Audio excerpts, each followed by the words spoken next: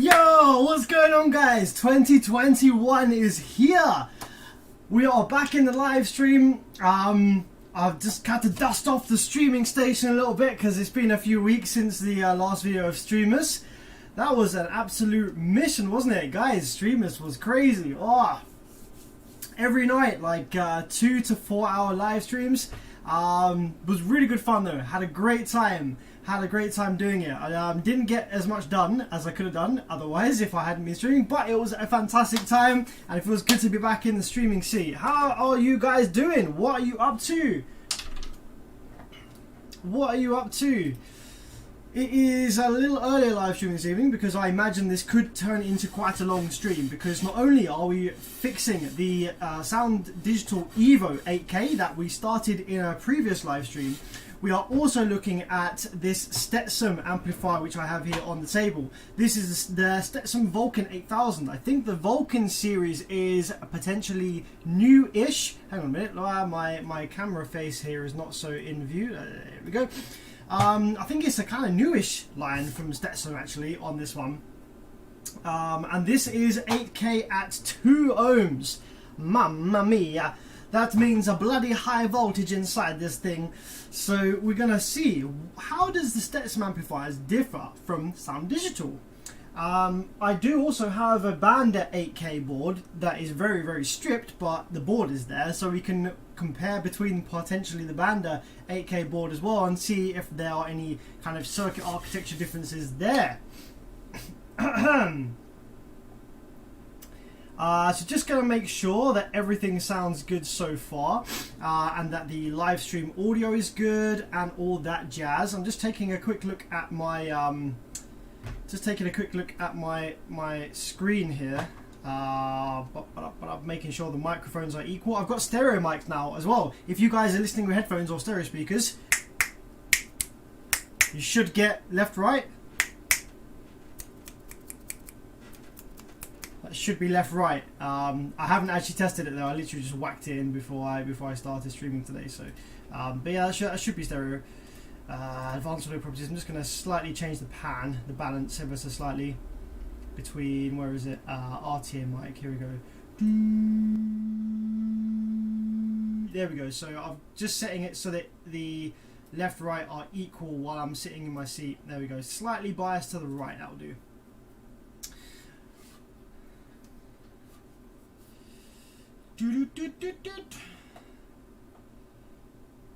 Stetsom versus Taramps. Yeah, we can do that as well. Wait, do I have a Taramps 10K board? So in the workshop this evening, I have this Stetsom.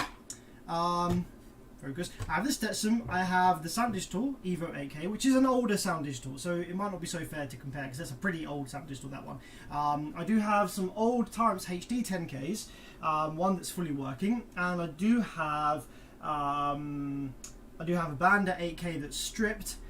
So yeah, we could take a look at that. Anyway, right, let's get started then. The first thing that I want to do this evening is I want to take a look in this Stetsom amplifier. I want to see what makes this thing tick. So I haven't seen any of the new Vulcan line yet. I would like to see what Stetsom have done differently to what they have done in the past with this Vulcan line of amplifiers. So Stetsom in the past have typically been one of the brands that I would put down at the nearer the bottom of the list in terms of quality amplifiers coming out of Brazil. Reasons for that, not massively anything to do with the circuit design. The circuit design is very, very similar to everything else. It's pretty similar to Taramps. But just the build quality, just the actual assembly quality of the Stetsom amplifiers that I have seen here in the UK has been absolutely atrocious. PCB, very, very thin. No attention to vibration damage prevention. Flimsy in there, boards not really screwed to the case properly. MOSFETs all in at weird angles, not quite on their thermal pads properly. Just really janky assembly quality, really. Yeah, loads and loads of Stetsom amplifiers that I've repaired have been damaged due to vibration and snapped MOSFET legs and stuff like that. They're not the best circuits either by any means, but if you're going to have a kind of, if you're going to have a sort of not best circuit design, you at least want to have a decent build quality, and the tire amps do have pretty okay build quality. Like, I've not really seen many tire amps amplifiers with any vibration damage issues. So we're just peeling this back off, and this is actually the first time that anyone's been inside it since manufacture. Got the warranty labels there, all intact, and just pulling those off. So let's take a look. What do we have in here then? Oh, mamma mia, mamma mia! What do we got in here then? Let's just get this camera like lined up correctly with what we're looking at. There we go. Okay, so in the Stetsom then, we have what is our power supply section, which goes kind of to like this part of the board is kind of our power supply section. Rail caps kind of meet in with the power supply section as well. And then output section is pretty much just from here to rectifiers about there. So this is our output section, this is our power supply section. Now, first impressions then, build quality, not bad at all. Not bad at all. Okay, we have a very a more sound digital or a more Taramps-esque type of case assembly here. Yeah, this is much better. Nice. They have taken comments on board in terms of assembly quality here. Actually, you know what? Looking at this is just a sound digital. Pretty much. Oh no, slightly different drive circuit on the output section. This is more like a Taramps.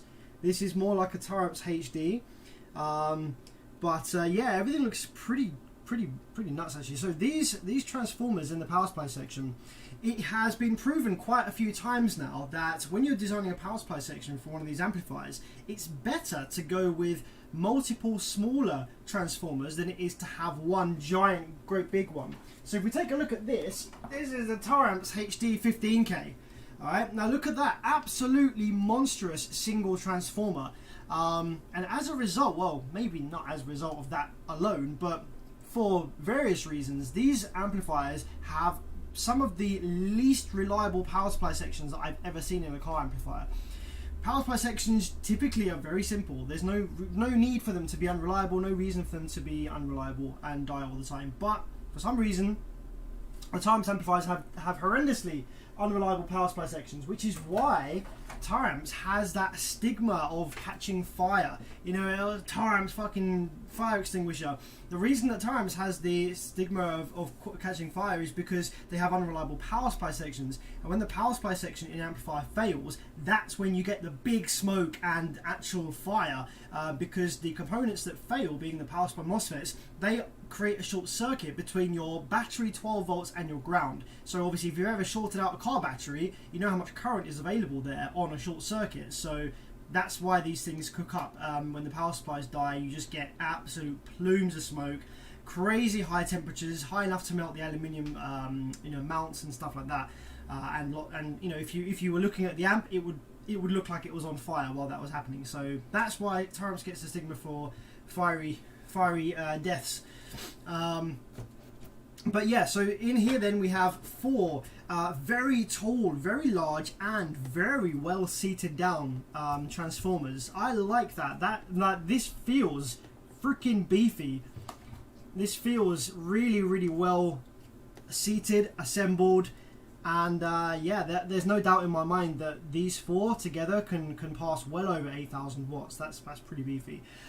We have a decent amount of rail capacitors for a Brazilian amplifier. Now for an 8,000 watt amplifier, this is still not very many rail capacitors compared to a Korean half bridge, which is why generally Korean half bridge amplifiers do more dynamic power. Brazilian amplifiers tend to do about the same sort of power dynamic as they do certified when you're looking at an amp dyno, but the Korean amplifiers will generally do quite a few more thousand watts dynamically because they have a lot more energy stored in the rail capacitors before the rails droop when you draw a load. So, but to be fair, not bad. Reasonable amount of rail caps in here for the 8K rating. Okay, let's start pulling off some of these MOSFET clamps, and I wonder whether they also, whether Stetsom also do the same as Sound Digital, where they scrape off the markings on the components. Doesn't look like they do. Okay, nice. Not too shabby here. Okay, so we have Output section then we have IRFB 4127s. Interesting, that is exactly the same as what we have in the Sound Digital Evo. So both of these amplifiers are 8K 2 ohm versions, and we have exactly the same output MOSFETs. That's to be expected, to be honest. You know, these are some of the best output MOSFETs you can use when you're looking for 8000 watts 2 ohms. The voltage is just right and they're very high current, low RDS FETs. In the power supply section, however, now that's where that surprises me a little bit. We have IRF 1404s. Now these are not bad FETs by any means. These are pretty decent FETs. However, they are not the craziest FETs you could use. You know, they're not the best FETs you could use, and other brands have used better. For example, the Banda amplifiers. Now the Banda amplifiers, they have the most reliable power supply sections that I've ever seen. I can count the amount of times that I've ever seen a Banda power supply section blow up on one finger. Once. One time I've seen a Banda power supply section blow up. That's just in the UK, not anywhere else. Of course, there might be other experiences elsewhere, but the Banda amplifiers use the IRFB 3077s, which, from my experience, are absolute monstrous FETs. They're fantastic. It would be nice to see them used here. The Sound Digital amplifiers use the CSD MOSFETs, which I talked about in a previous live stream when I covered the Sound Digital amplifiers, and the B2 Riot amplifiers when I covered those and other things like that. They use the CSD MOSFETs, which you can't seem to get anymore in the UK, which are very low gate drive MOSFETs. The 1404s require a little bit more oomph from the gate driver to run. So that's cool. 1404s, not bad, but it'd be nice to see something a little better in there on the power supply, but you know, obviously does its job, I imagine. We haven't got a blown power supply here by the looks of it. I think that we just have a blown output section. Don't know if any of you have noticed yet, but over here we have, oh wow, we have some traces.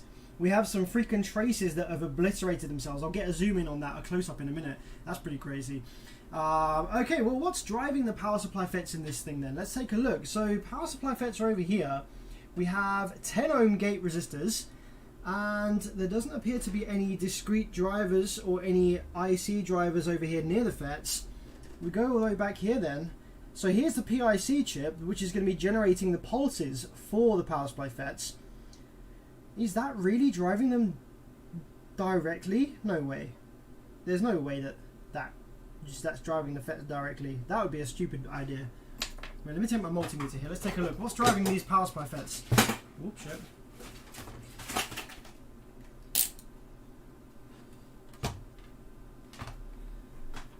What's driving these power supply FETs then? Okay, no, sorry, there's not a 10 ohm gate resistor. That was part of the snubber circuit. The gate resistor here is a 1R5, is that? 1.5 ohm? Yeah, 1.5 ohm gate resistors then. Very low value gate resistors on these power supply FETs. What are you being driven by, my friend? Now this amplifier is coming from a customer, so I'm just going to make sure that we don't have any residual current, like voltage, hanging around in the power supply before I go probing things. No, nothing in there. So what's driving you then? Where's the power supply driver? Are you really driven by the PIC?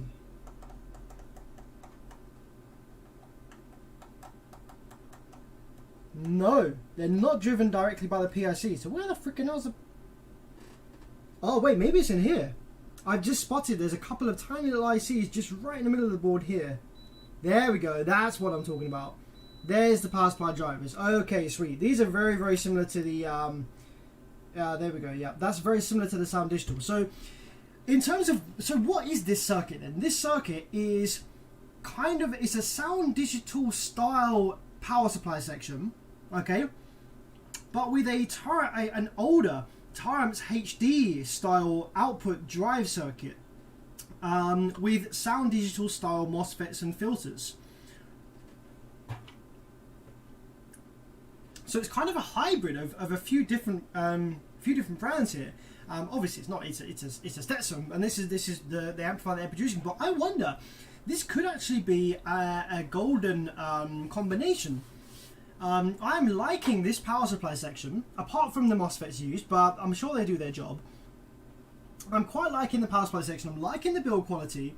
I'm liking the drivers. Okay, we have a couple of decent high power drivers there running the MOSFETs, as opposed to the Sound Digital, which uses one tiny JSON driver for all of the MOSFETs, even up to their bigger amplifiers.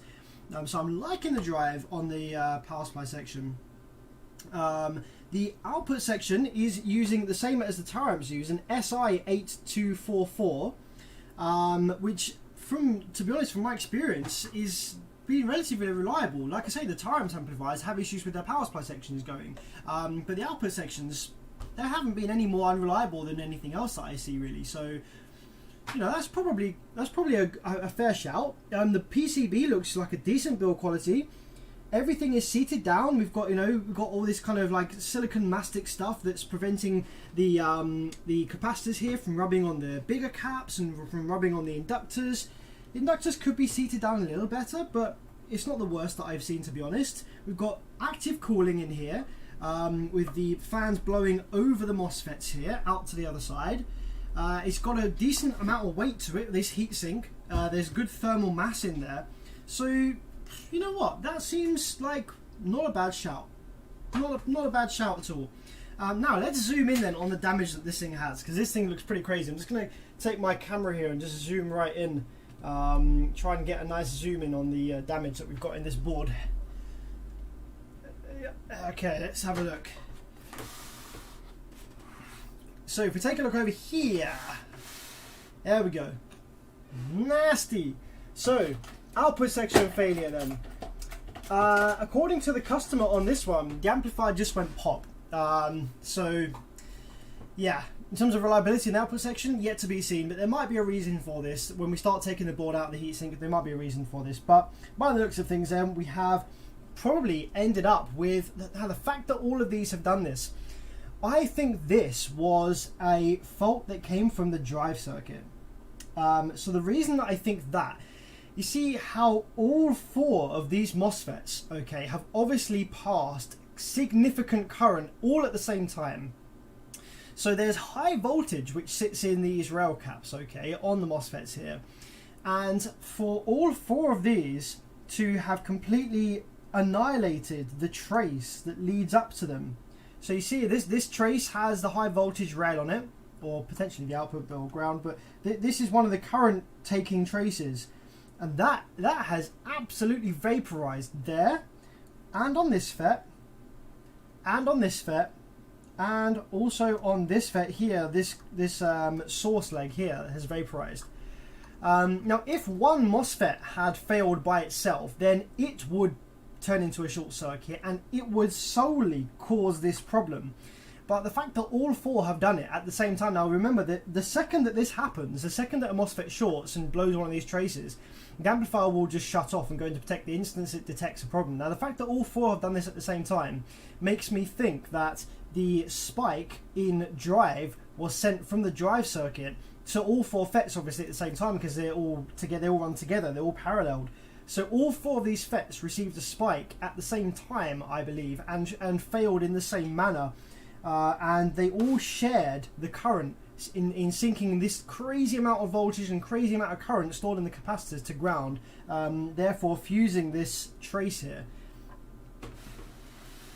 Now this is going to be the other side, so the fact that the other side isn't affected like that, that makes me think that, yeah, this was a drive circuit fault.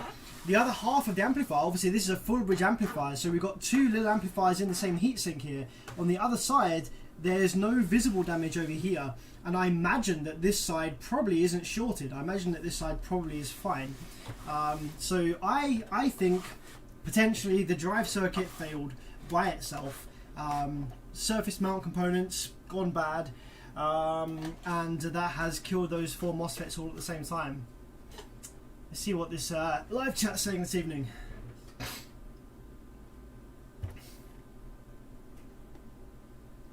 Streamers was the best thing that happened last year. Thanks for that, bro.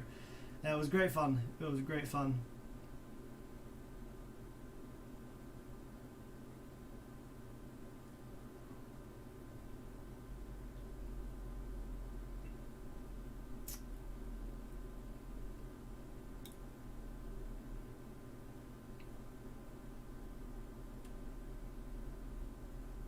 Greetings from Austria. How's it going, buddy? Stefan, nice to see you here, pal.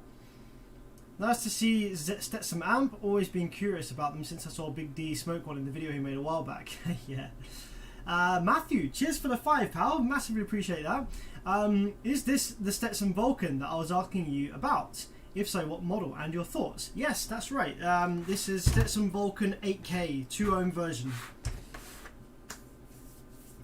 The MD line from Taramps is a amplifier line that is more suited to mid-range drivers, PA speakers and stuff like that. They're not bad though. I actually have a Taramps MD. I have that exact one sitting over there on the shelves that I repaired. Yeah, not bad. They're alright. It's only a small little amplifier, you know. Well, once you scale these Brazilian amplifiers down into a small size, they work great.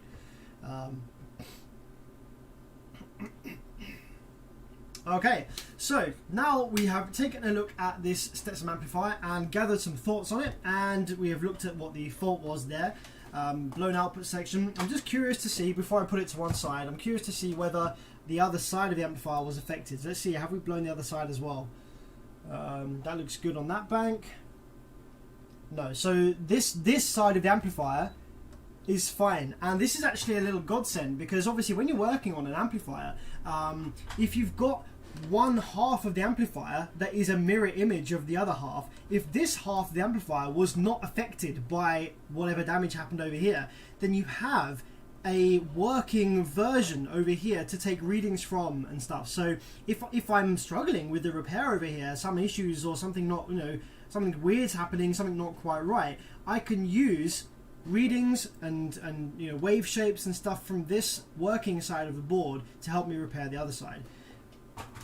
And so it's always useful, yeah, if you're working on a multi-channel amplifier or full bridge amplifier or a half bridge that uses multiple parallel amplifiers inside. Really useful if you've got one that survived, so you can take some readings from that and compare it. Okay, so what I'm going to do now is I'm going to put this Stetsom Vulcan to one side, and we are going to take a look at getting the Sound Digital Evo from a few live streams ago fixed up. I think I have all the parts for it now, so we should be good to go. Okay, let's pop this on my bench at the back here. Let's grab the Sound Digital.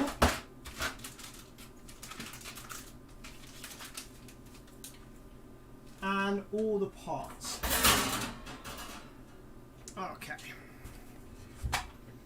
So yeah, just while you've got that Stetsom in your mind, obviously this Sound Digital looks similar but also not. So we have 4 transformers, the same as in the Stetsom.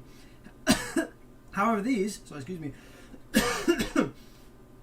transformers are obviously a different style, and the round style in the, I can't remember the name, Toroidal or whatever they're called, the round style in the Stetsom are actually slightly better for this car audio application than these. But the benefit of these is that they don't suffer from vibration damage because they are one sealed unit. You know, there's not any leads that can rub or anything like that.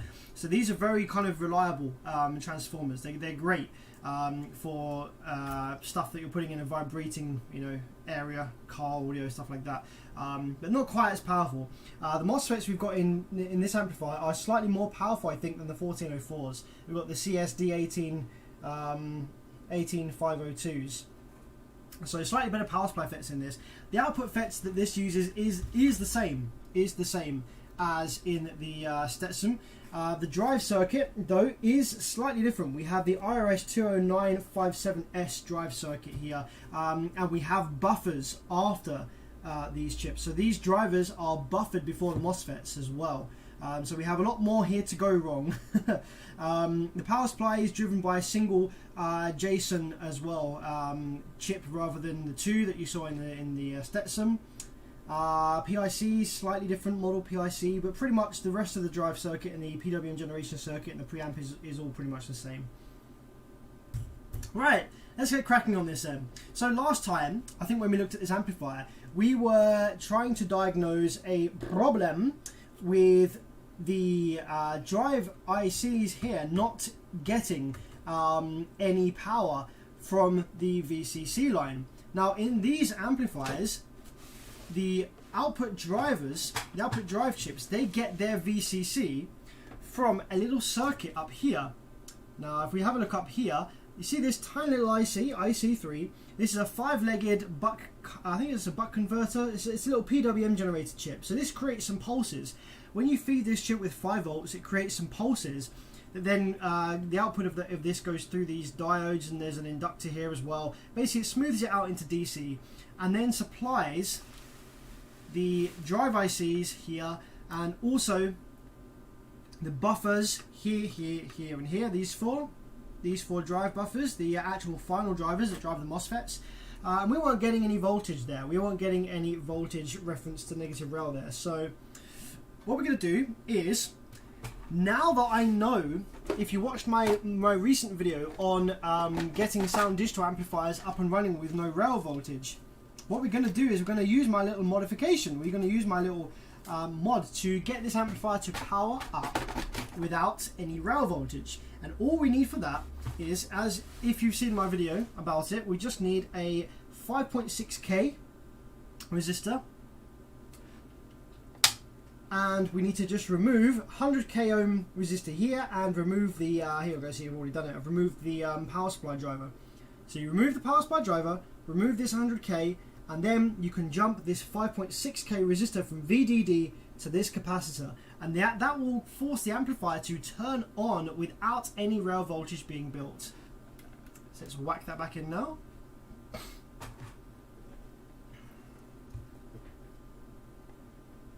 Got a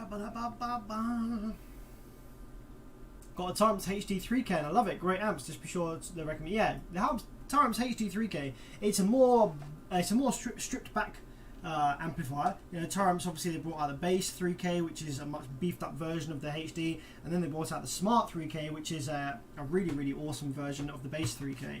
But the HD still does alright, you know. It's still okay for what it is.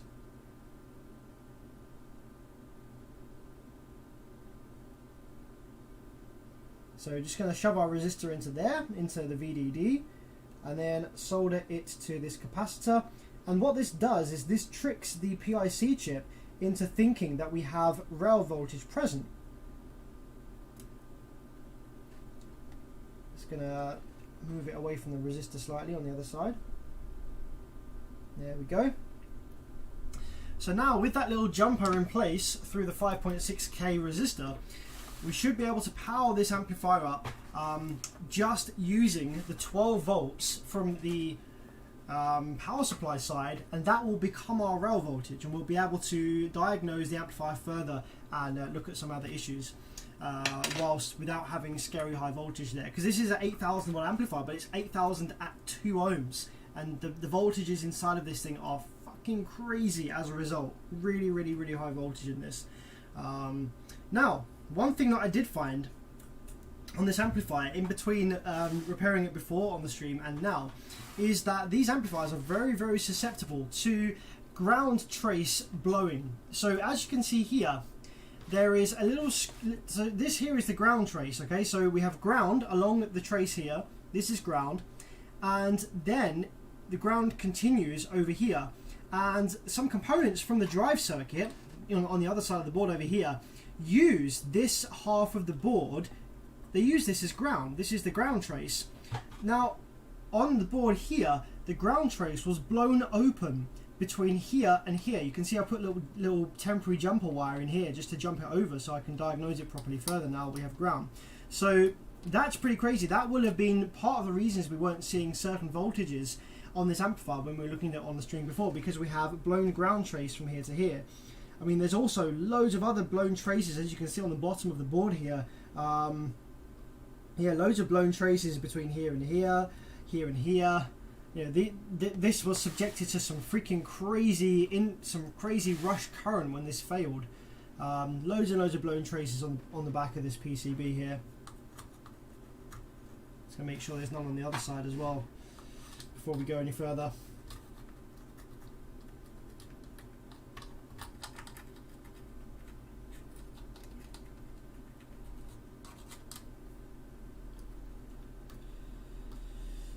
Yeah, pretty crazy stuff. So we have repaired a ground trace and we have put the amplifier into service mode, as I like to call it. Let's power it up and let's continue with the repair and see what we can do next. So on the board, obviously, there's lots of missing components you might have noticed. We have the drive ICs in place, but we don't have any of the buffers here, and here. Oops, sorry, we don't have any of the buffers in place here. Oh, what else is missing? Obviously, the output MOSFETs and stuff like that. But I'm thinking that we might be at the point, provided this comes on and we get PWM input into these chips, we might be at the stage where we can fit the buffers and fit some MOSFETs and see if we get any drive with this low voltage rail. So let's just power it up and remind ourselves what exactly we're dealing with here. Let's shove the ground in there and the power in there.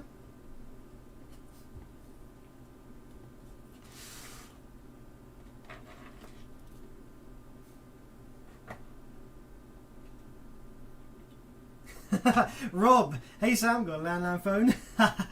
Yes, Rob, nice. I'm pretty sure you're the first person to say that since, well, actually, I'm pretty sure some other people did say it, but if you were with us when you watched my Streamless Finale video, the live stream I did where I look back at all my old videos, you'll understand why some people in the live chat say got a landline phone.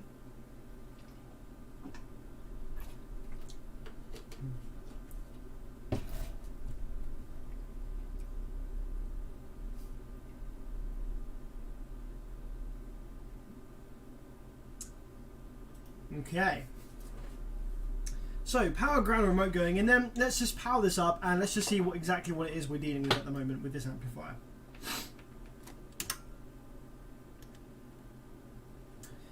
So 12 volts going in, and we should have then, well, okay, let's bump it up to 12. We've got 12 volts going in, so we've got 11.4 volts on positive rail, which is what we should have. 2.6 volts on the low side drain, which is correct, that's what we should have. Do we have that on both sides? Oh, no we don't. We're missing it on this side, but I think we're missing it on this side. Oh, that's interesting.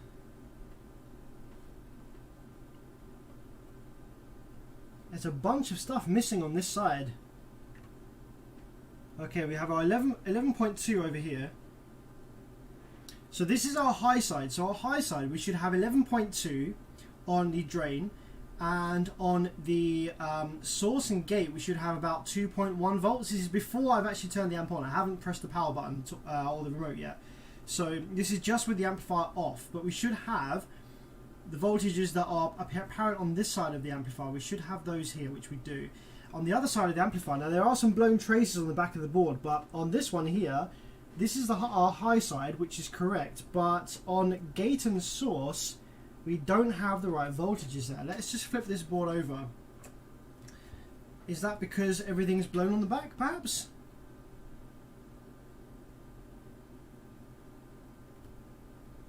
Okay, so we're actually missing the generated half rail voltage for the high side over on this bank.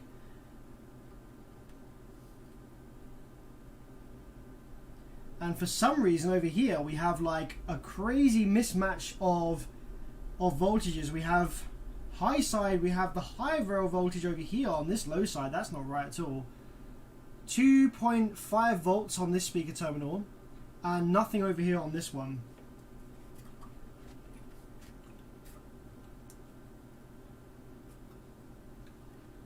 So what I'm thinking to do first, before we power it up, because we've got some kind of voltage mismatch going on one side of this amplifier, is I'm just going to temporarily run some solder bridges across all of these blown traces to the MOSFET pads. It shouldn't matter, but I'm just curious to see whether it will help generate that kind of half rail that this other side of the amplifier needs in order to run.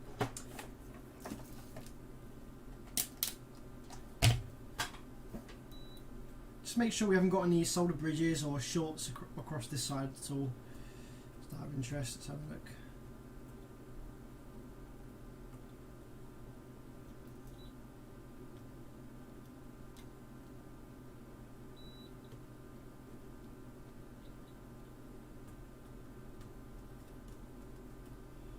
Okie dokie.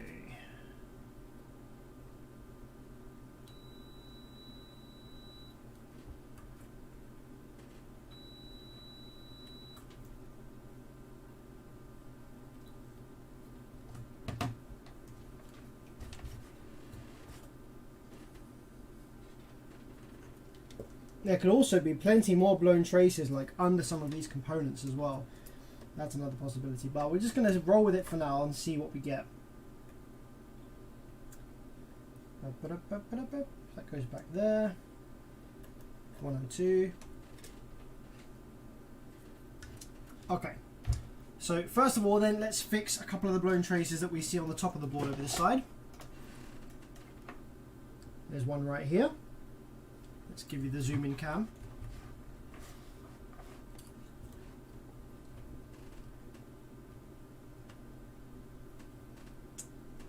Okay.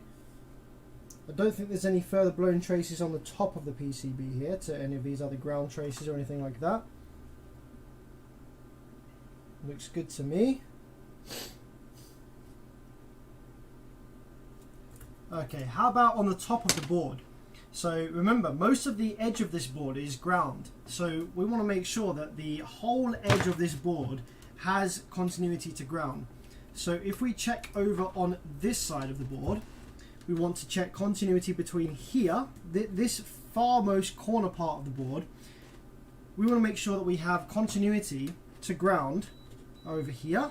Yep, we do.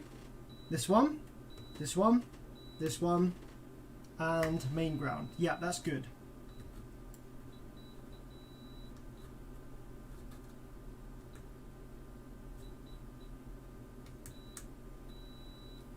How about up here?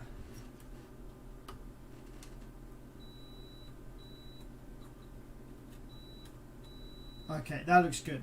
Now let's continue on the back of the PCB here. Let's fix some of the blown traces that we have down here. So there's a blown one here. I'm probably going to need to get some jumpers, little jumper wires for some of these, because some of these are pretty big.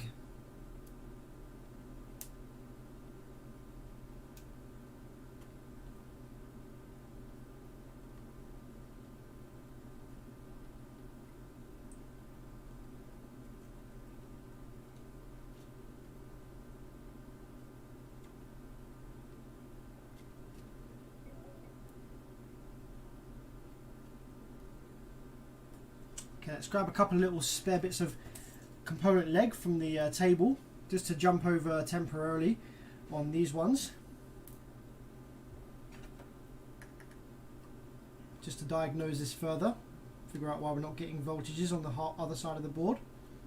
There's that one, and this one here.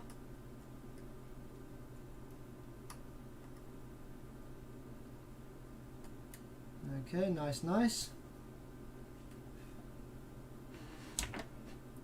Okay, now let's do another continuity test. Now that everything's back connected where it should be.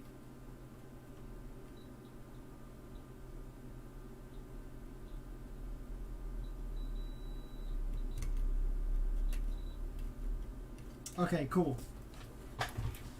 Let's power it up again then and see if we have any voltages where they were missing before.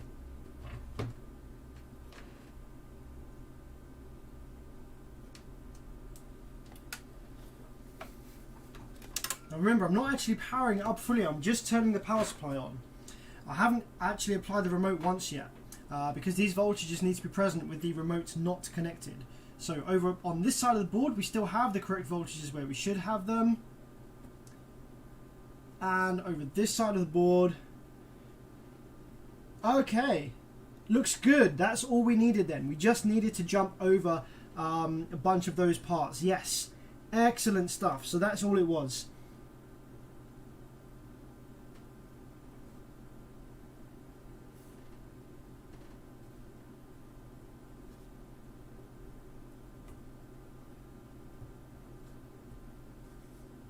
One, two, three.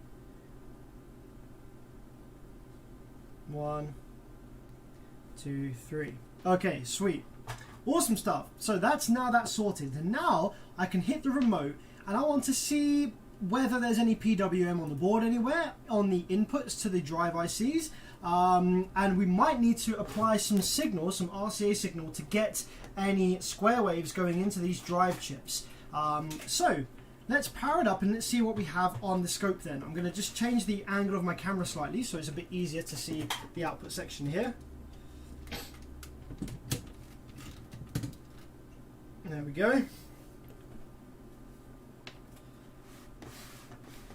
Okay, so here are our drive ICs for the output section. These are the ones we want to be probing at the most. I'm looking for square waves on pin 3, and I don't think we're going to get any square waves on the outputs of these chips just yet. I think these boards need the MOSFETs in order to start oscillating on the outputs, but I want to see whether we have PWM going in. So let's hit the remote just now and let's see what we have going on. Okay, so pin 3, which is the input, we have a bit of DC there, 4 volts DC, and on the other one we have what looks like 0 volts. That actually doesn't look so shabby. That's not necessarily a problem. The issue I've got at the moment though is that the clip light on the amplifier is just, I don't know, hang on, here we go. Ooh. What the hell? Oh, okay, never mind. This is my hand touching stuff. So, okay, the clip light is flashing though, and that shouldn't really be happening. The amplifier should be okay with the voltage that I've got going in because we have performed the modification that keeps this amplifier happy without any rails. So the clip light, should that be flashing? Maybe. The blue light is kind of flashing as if it wants to come on, but it's not.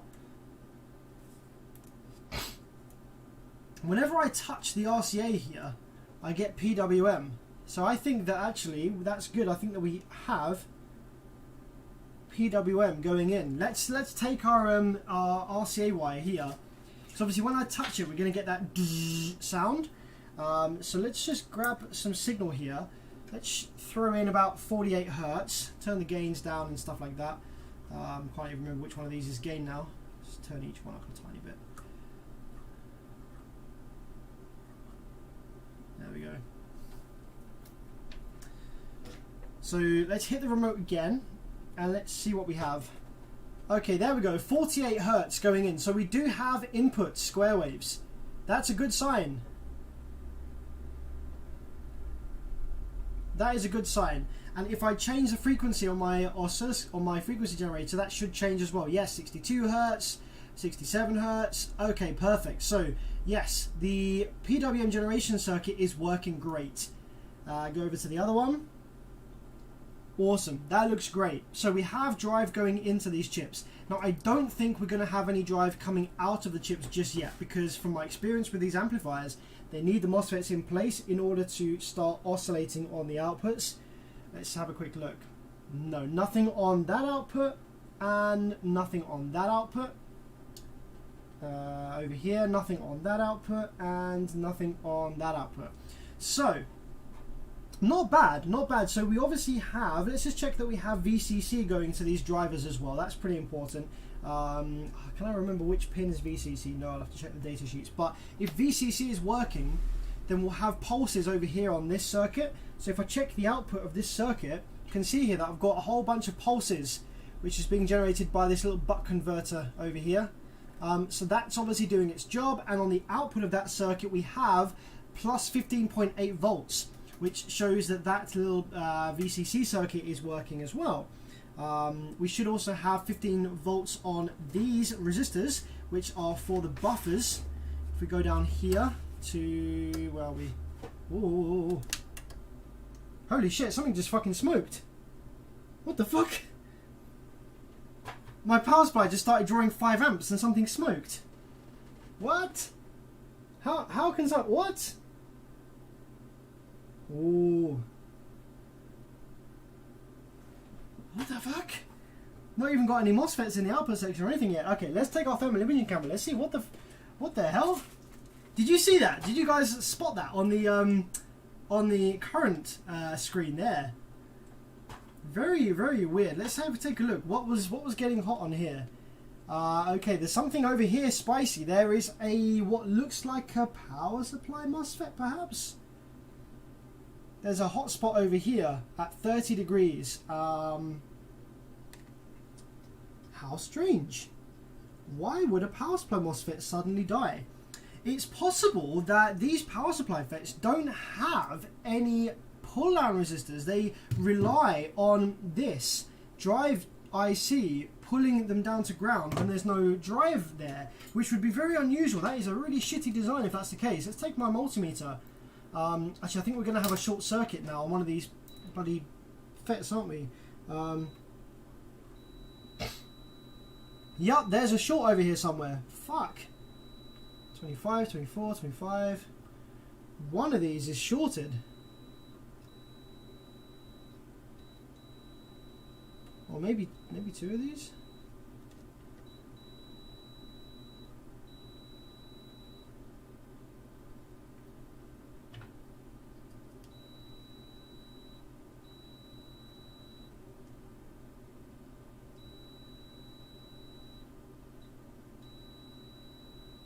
This one here. This one's dead.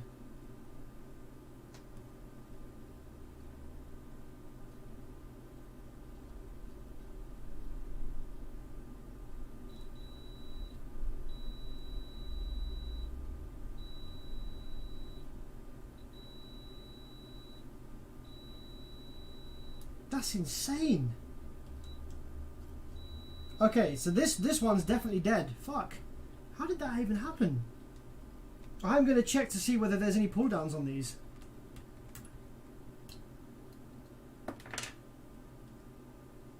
Okay, short circuit has been removed. Now let's take our multimeter then. Let's put it onto 200k, 200 kilo ohms. Is there any pull downs on these MOSFETs? Wow, what an absolute joke. I have this on 2 mega ohms. There is no pull down on these MOSFETs. What the fuck? I haven't seen that issue since like amps that were designed in the freaking 90s. That is mental. Okay, so this amp relies on the pulling downness of the drive IC to stop these FETs from just spontaneously turning themselves on from random current leakage. That is just stupid design. Okay, in that case then, for working on this amp any further, we need to install some pull downs. Mad. So let's grab some, fuck it, you know what, we can just actually, we don't even need to install pull down. All we need to do, we just need to short the gate to ground on each bank. So let's just see how many parallel banks of gate we have here. I imagine we're just going to have 2.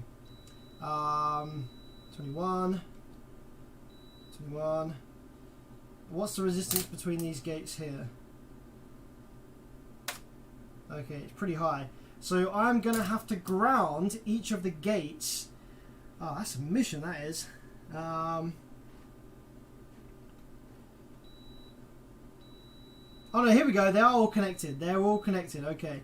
So all I need to do is I just need to ground gate to source, gate to ground, on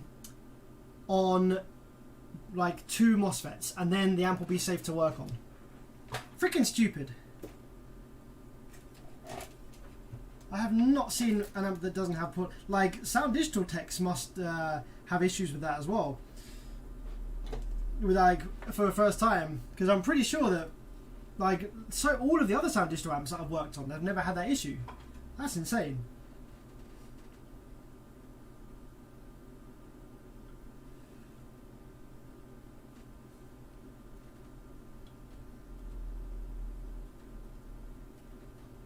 Okay, little jumper wire from gate to source on this bank. We just need to do this twice. One on the push and one on the pull, and they're all paralleled.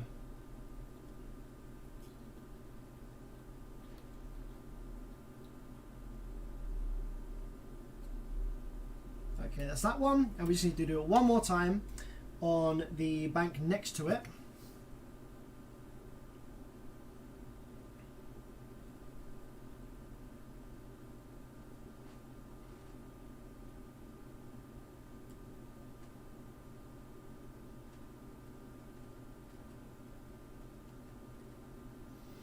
I'm pretty surprised though that the FET died, because I've only got 5 amps of current on supply.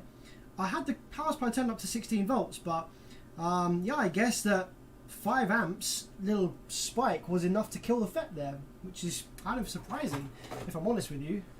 I would have thought it would have handled that all right. You know, avalanche current rating and all that.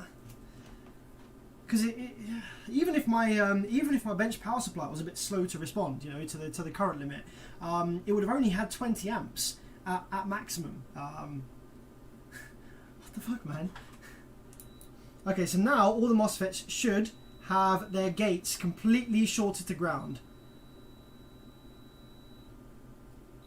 through various gate resistances. Yeah. Perfect. Okay, cool. So all of these FETs now have their gate shorted to ground. So there shouldn't be any more of that nonsense going on. That should be enough of that. Right, okay, let's just turn it back on again then. And let's just, what was I looking for? I think I had confirmed that I had everything I was looking for, hadn't I? I think I'd confirmed that I had everything I was looking for here in the output section. Let's turn that back down to 12 volts. There we go. So, yes, we have PWM going in. Cool, looks good. What else was I looking for? Yes, I was looking for 15 volts on the VCC resistors, there or thereabouts, for the buffers. That looks okay. Probably not going to have any drive on the FETs just yet. No, okay. So yeah, anyway, that's where we were at. I was happy with how we were looking so far with the output section. So now I'm at the point where, with the sound digital amplifiers, this amplifier is in service mode, so we're not building any rail voltage yet. We're just using 12 volts as our rail voltage. It's a fantastic sort of service mode you can put these amplifiers into, where you don't risk high voltage damage or anything like that. So now what I'm going to do is I'm going to fit the output drive buffer chips, which are going to be somewhere in here. I think this one. There's 4 of these to fit. Lots of hot air and flux to get these bad boys in.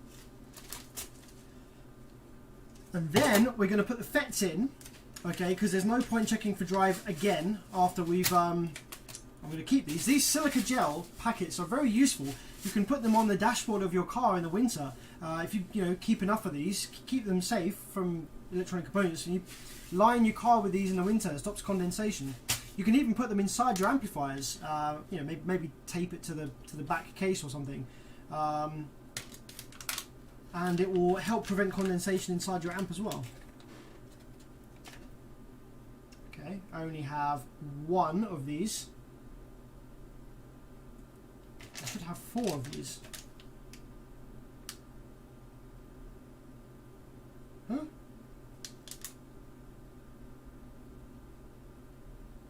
UCC 27524. Fuck, what the hell? I bought 4 of these and they've only given me 1. Bastards.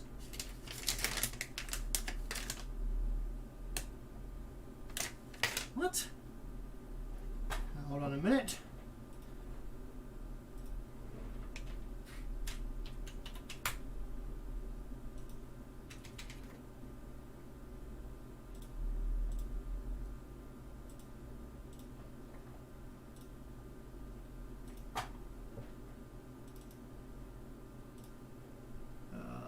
I need to open Chrome for this in a minute.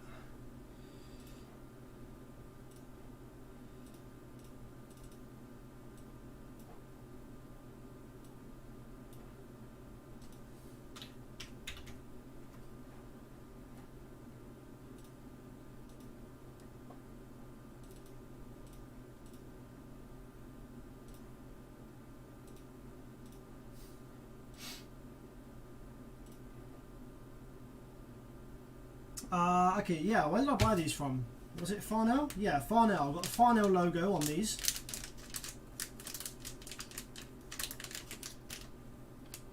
UCC 275.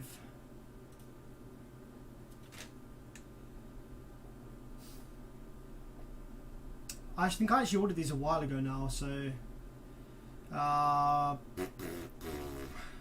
have a look. 2212, no, it was before this.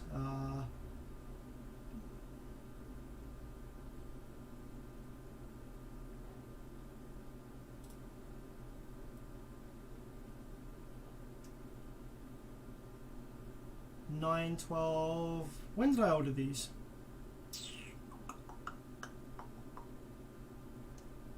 Let me just check my emails real quick. 'Cause usually you can search, if you're not sure, like when you order the part number or whatever, you can go to your emails, type in the part number, and usually the receipt will have the part number on it, so you better find it on your emails.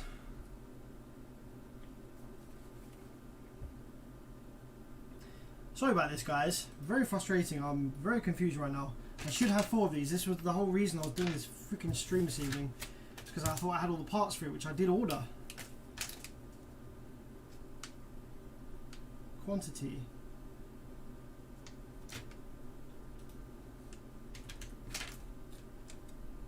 $27,524 DS DT.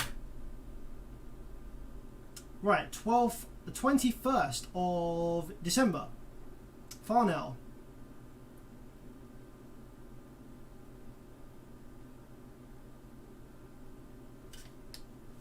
Shit, it says quantity 1 on my order.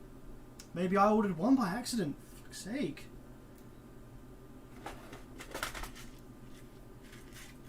Unless I had some more already in this drawer.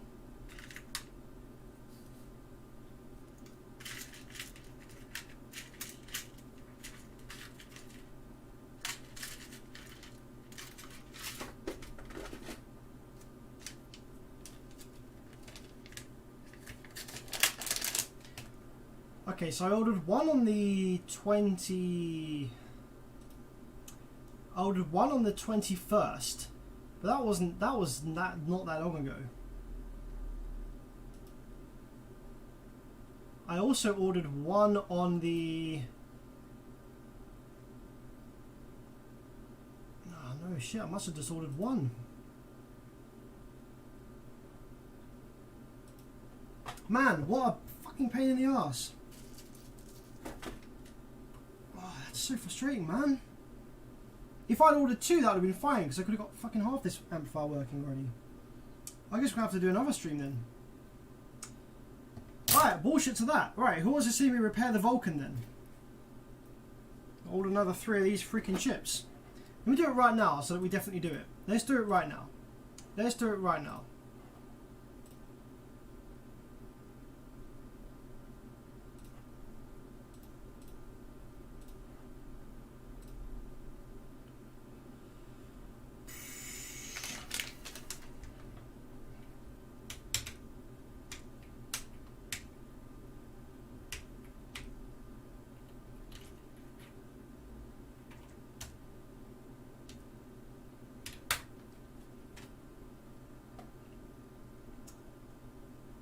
You previously purchased this product. Yeah, I know, fam. Shut up.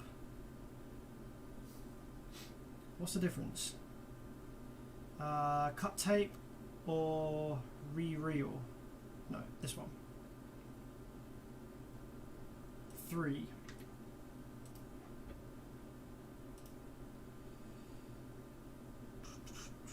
Woof. What was I ordering for 63 quid? Bunch of 24 N40s. Don't need those anymore.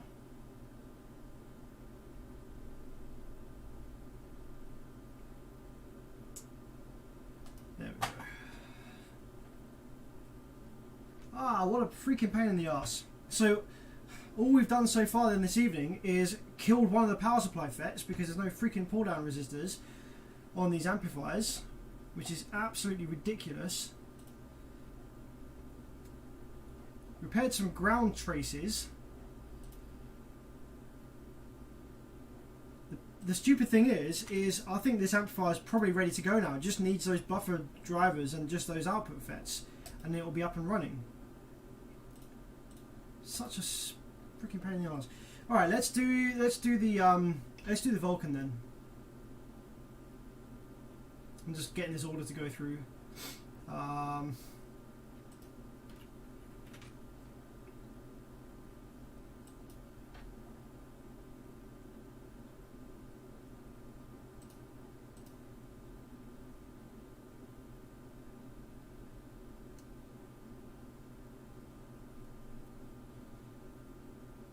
Hey, okay, order has been submitted. Right.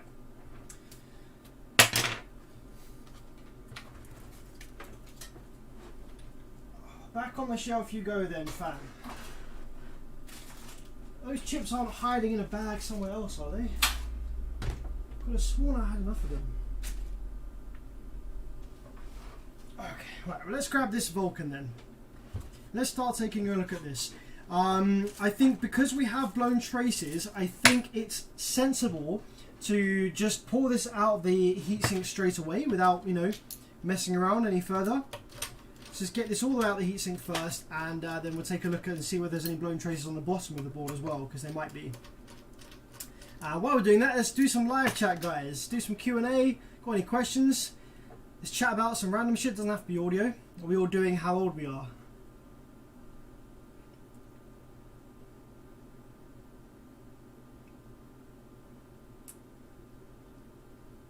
Man, a bunch of people in here are older than me.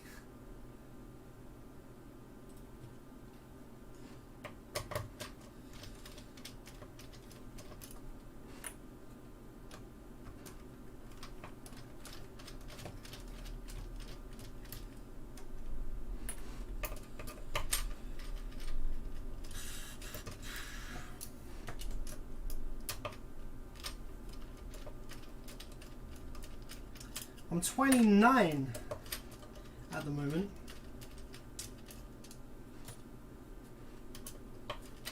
Luca says, have you thought about making something similar as Lewis Rossman has done for Mac Repair, a wiki for all sorts of amp repair? I've considered it, but Perry Babin has already done that.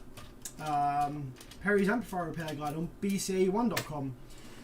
That is basically what that is. And I am trying to kind of do a similar thing, but in a more modern way with YouTube.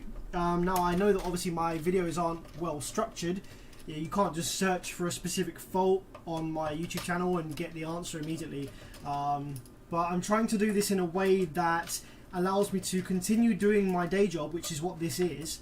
This is my day job, so I need to, you know, fix amplifiers at a reasonable speed. But also I want to get the information out there. So if I can live stream my day job, then, and it helps people, then great.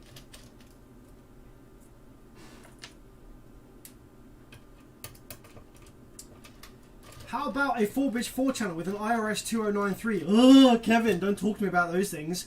Man, they are some of the most sensitive, delicate circuits that I've come across, man. They're pretty awesome. They're nice because it's all very small, efficient stuff, but when those circuits die, there is so much that they can take down, and the resistor sizes that they use are super tiny, and a lot of the bootstrap capacitors go bad, and diodes. Yeah, they are a massive pain in the arse to repair sometimes, those circuits.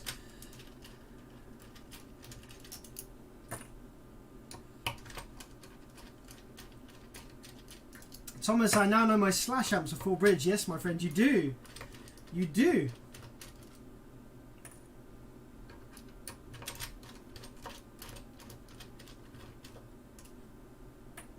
Jaden says, I saw the in-phase, got the MD 1800. Yes, that is a much better amplifier than the in-phase. So yeah, good job. Not a bad move. Not a bad move. Perry's guide doesn't work as of this year. Yes, it does, Mike. I wish people would stop saying that. Perry's guide works absolutely fine. You just need to know, right? So Flash, there is no longer any support for Flash. That doesn't mean Flash has disappeared. Flash is still there. You can still use it. It just means that the support has ended. It just means you're getting no further updates or anything like that. Flash still works on Google Chrome. I still use Perry's guide. I've updated all of my Chrome, I've updated my Java, I've updated, you know, everything's up to date on my PC, and Perry's guide still works absolutely fine. Let's take a look, shall we? Let's take a look at Perry's guide real quick right now. I've got to remember why I saved it. Documents, maybe? No, maybe local drive, repair guide. Where is it on this PC? Haven't used it in so long. Downloads, maybe?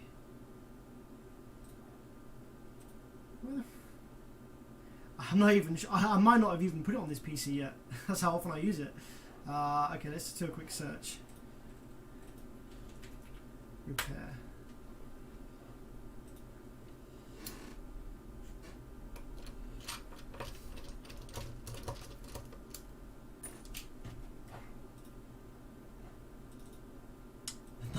I'm doing a search through my C drive, but I can't even find it.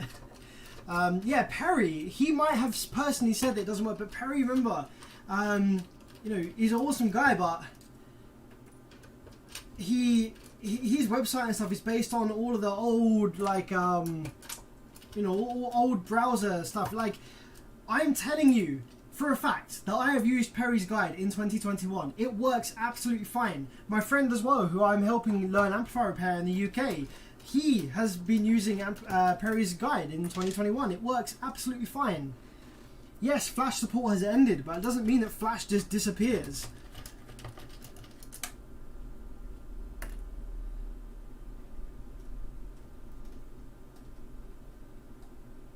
No, I haven't got Perry's guide on this PC. I can't find it anywhere. But for the next live stream, I'll shove it onto a USB and I'll show you that it still works.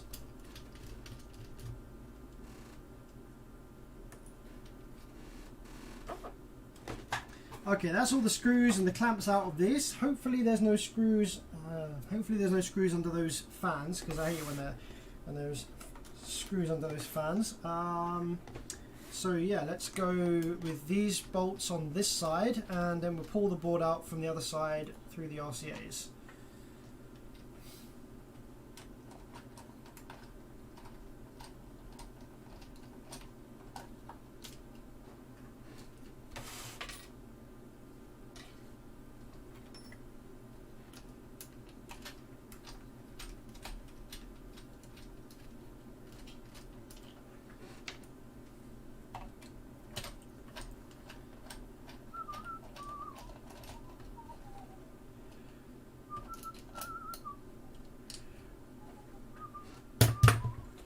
Okay, let's make sure that that comes up. Yep, that looks good to me. Yep, that's good. That's coming up from the heatsink. So let's go over to this side now and take out the... It goes down the size on this. There we go. Take out the speaker terminal. Now, the speaker terminals on this amp are pretty decent size. Even on the B2, right at 16K, the speaker terminals are not very big. And, you know, when you're thinking about this amp needs to pass 16,000 watts worth of power, it's nice to see some decent sized speaker terminals used. Let's remove the fan headers there, and hopefully this should now just come out.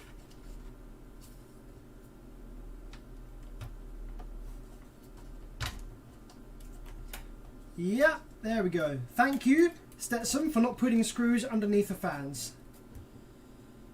Great stuff. There we are.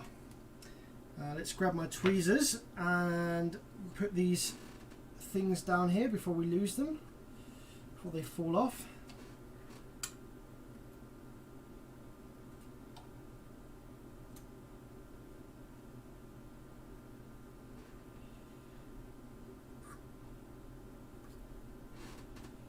There we go. One more. Nice. Okay.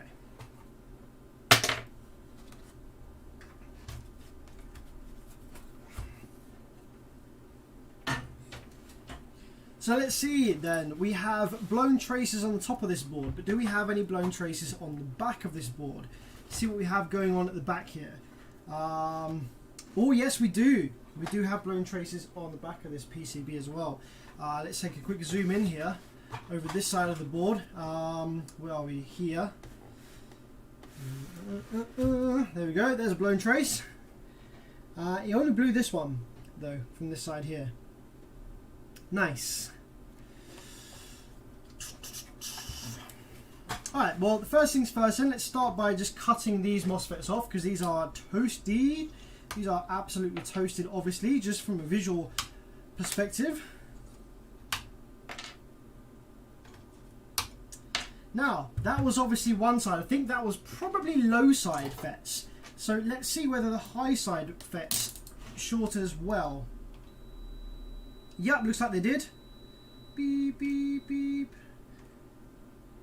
Actually, that was 3 low sides and 1 high side, actually, by the looks of it, that went kaput there. Interesting. 3 low sides and 1 high side, yeah.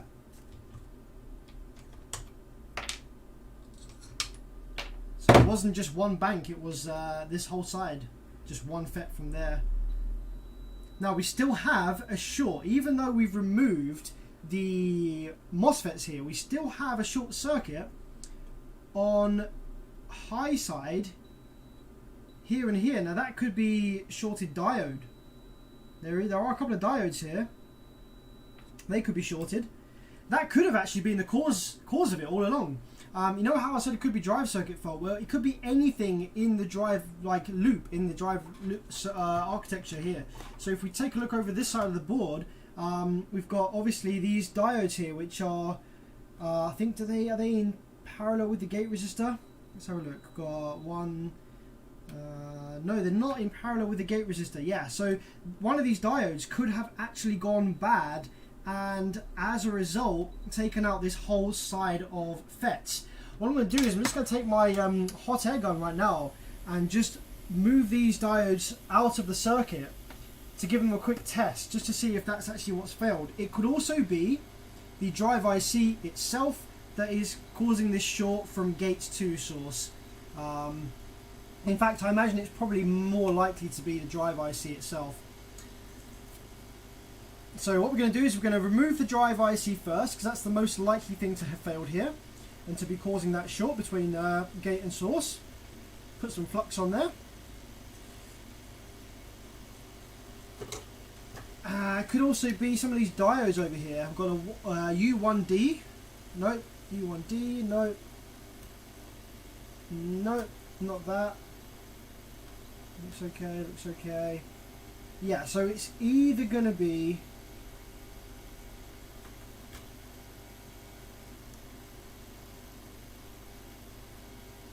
Yeah, it's either going to be the drive IC, I think, or one of these diodes that failed. Let's take a look. Okay, and to let you see this, let's flip the board around and give you this camera. I think I'm going to go over to here real quick. And just going to zoom in on that bit there.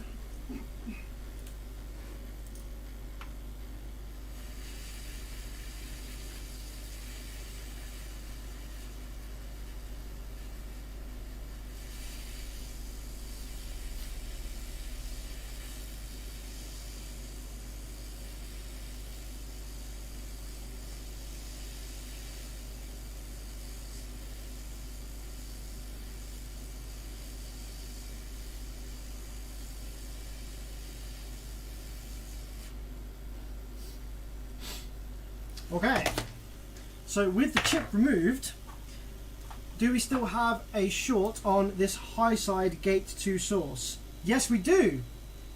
So my initial guess that perhaps it's one of these diodes is looking a bit more likely now. Let's take a look over here. That was this one here and this one here. Let's just put a little bit of flux on these diodes over here, D29 and D30. I wonder whether it was these.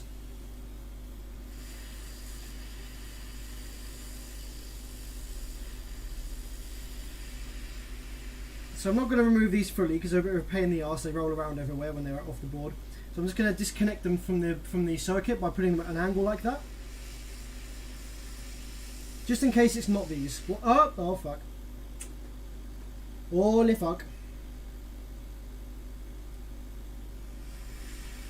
Diode blew away.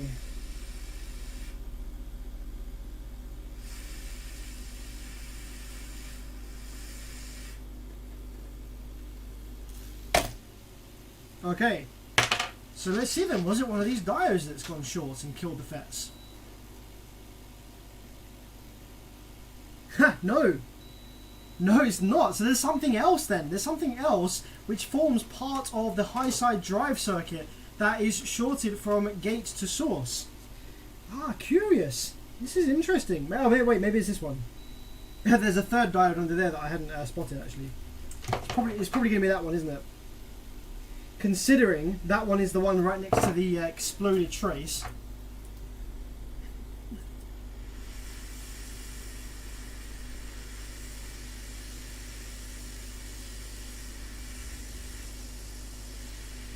Wait, hold on a second. Hold on just a second. This diode... Wait a minute. I'm going to have to check the other side of the board real quick for this.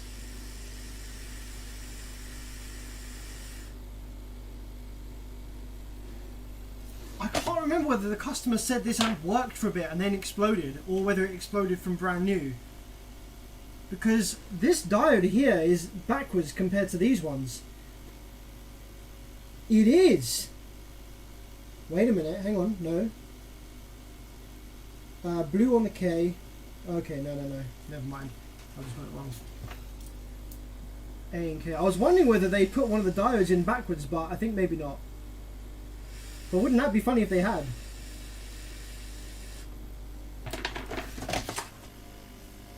I would have assumed that these diodes would all have the same orientation, but we have AK, and KA. So no, they are actually different depending on which one they are, which is fine. So is it that third diode that's shorted then? Yes, it is! Woohoo! So now we don't have a short circuit on gate to source anymore because that diode is stank. Let's get rid of that bad boy. Bye-bye. Bye, Felicia. Now, a bit of a pain in the arse because these diodes, I don't think they have markings on them. I imagine they're going to be just a standard 4148. But I'm not sure. Can't tell for sure. So what I'm going to do is I'm going to look at some schematics. Now I don't have a schematic for this actual amp. I have schematics for very similar Brazilian amps like guitar amps and the Sound Digital and stuff like that. So what I can do is I can look at what kind of diodes are used in, for example, the Sound Digital 8K, and then I can then apply that knowledge and put the correct value diode in this board. Now, because the short wasn't on the drive IC, I'm probably going to change the drive IC anyway, but I'm just curious, did it actually survive? I would be very impressed if it survived, so I'm just going to take 2 seconds of my time to solder that back in, just out of pure interest, just to see if it survived. Because it would be it would be awesome if it did. I'm going to change it anyway, but I just really want to see if it survived or not.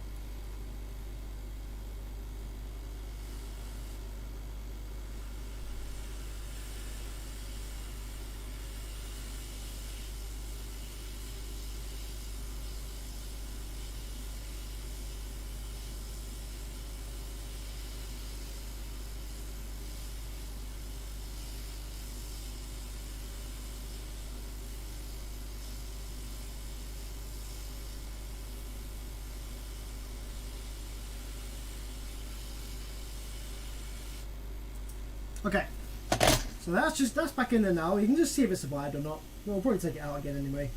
Alright, so now we have the situation where we have the dead components removed, dead MOSFETs removed, and we have no more shorts on the gate to source over here.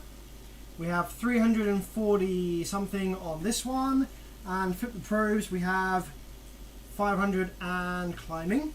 And on this one we have a high value of 1200, and flip the probes, we have a value of climbing up from a low value, 140, 150, 160, 170. Okay, settling around about 400 on diode mode. How does that compare to the other side? Let's see.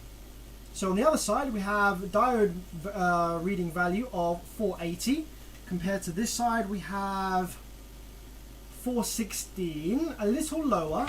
Now this here, the check that we're doing is going to be telling us a little bit about the health of this drive IC that we just put back in, okay? Checking diode mode readings between gate and source can give you a rough idea as to the health of the drive IC. Now obviously we just soldered this drive IC, which means it's going to be quite hot compared to this one, so the readings will be different, and it is actually starting to climb. So I think we're going to end up at about the same as what the other side is. We've got 439, 440 on this side. On this side I think it was up at 480, which is cold, yeah, 484, so that might end up leveling out. And okay, let's check the high side now. High side, on this side we have, put the probes right around, We have a diode mode reading of, yeah, it's a climbing value from a low, and I think it equals out around about 400. Let's just let it climb. Thanks Matthew, thanks for the £2, buddy. So yeah, it equals out about 487, and on this side we equal out at about, yeah, okay, so you know what? There's actually a good chance that this Silicon Instruments drive IC actually survived all of that bullshit that went on in the output section here. Wow, interesting stuff. Now, obviously, if that survived, the drive chip survived, then the spike wasn't sent from the drive chip. I think that diode just failed. I think the diode failed and killed this whole bank of outputs. Mental. Okay, cool. Now then, ladies and gentlemen, we're at the stage where I want to power this up a little bit and see what stuff we have going on with the output section now. See whether we have any pulses, see if any of the VCC generation buck converters died or anything like that. So I'm going to take my modification that we made to the Sound Digital amplifier up here, and you can apply this modification to pretty much any of these Brazilian boards. All you're doing is you're just tricking the PIC chip into thinking that it has rail voltage present. So I'm just going to remove my little mod cable from the Sound Digital up here. We're going to put this onto the Stetsom.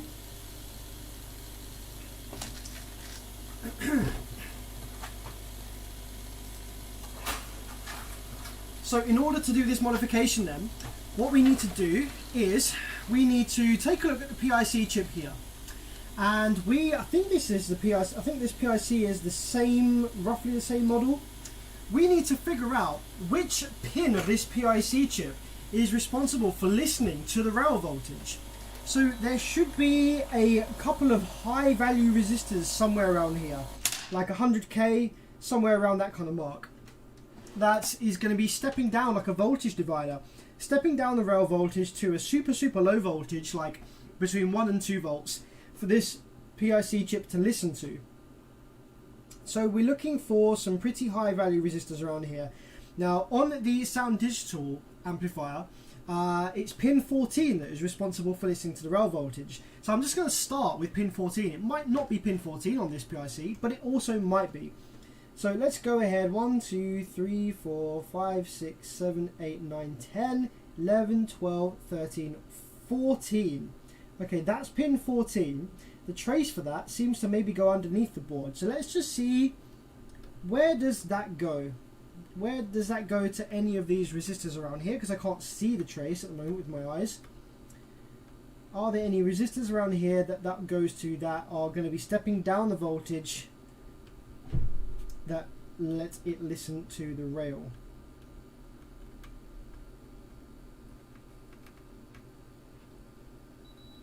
Okay, what's this over here? We have continuity to this resistor over here. Now, what is the value of that resistor there? We have a 223.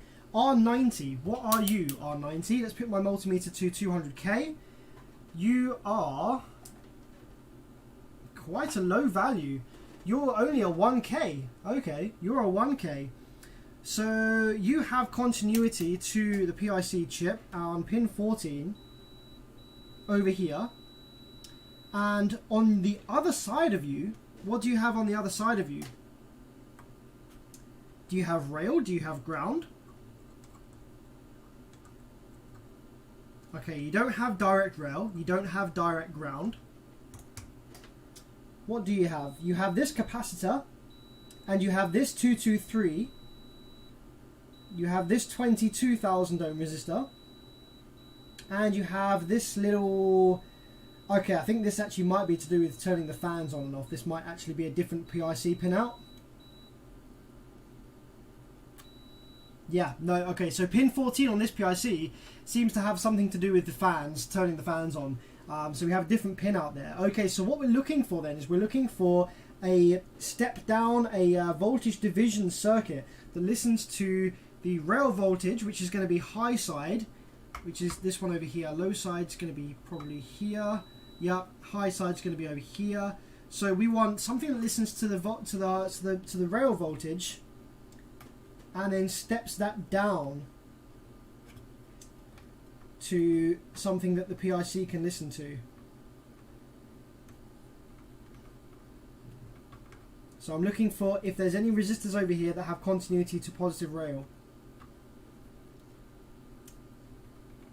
Struggling to find it actually. Maybe this PIC doesn't do this, which would be unusual.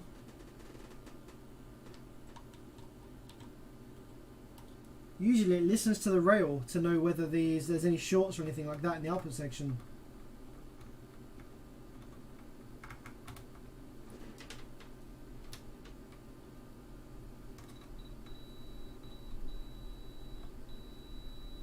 Oh wait, hang on. Nope. No, that's not it. That was just charging a capacitor.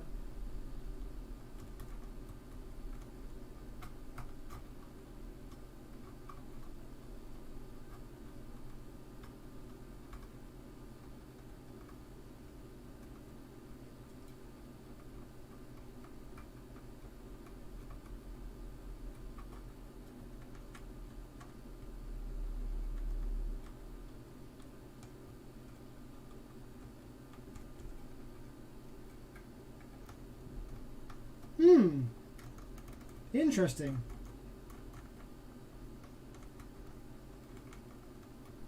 What I might have to do is I might have to just apply some power. So the difficult thing is if this was a normal chip, right? If this wasn't a PIC, then we could look at the data sheet and we could take a look at what pin is responsible for, you know, listening to the rail voltage, deciding whether the amp's okay to power up or not. But because this is a PIC, I think it's a PIC anyway. Maybe it's not. Maybe it's not a PIC. Probably is though. I'm going to Google the number on this chip real quick, and we're just going to take a look at exactly what it is, because if it's not a PIC, then there'll be data about what each of the pins are. Tom, got a landline phone? Yes, my friend.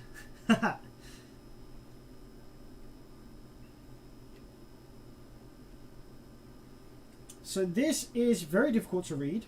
Let's grab some thermal paste, see if we can make that a bit clearer to read. Let's scrape some thermal paste over there.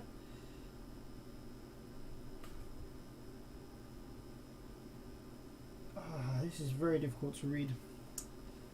I do have a microscope, but it's currently upstairs at the moment. Let me just zoom in on this on my phone real quick, see if I can get a better view of what it is. Grab a video or picture of it on my phone.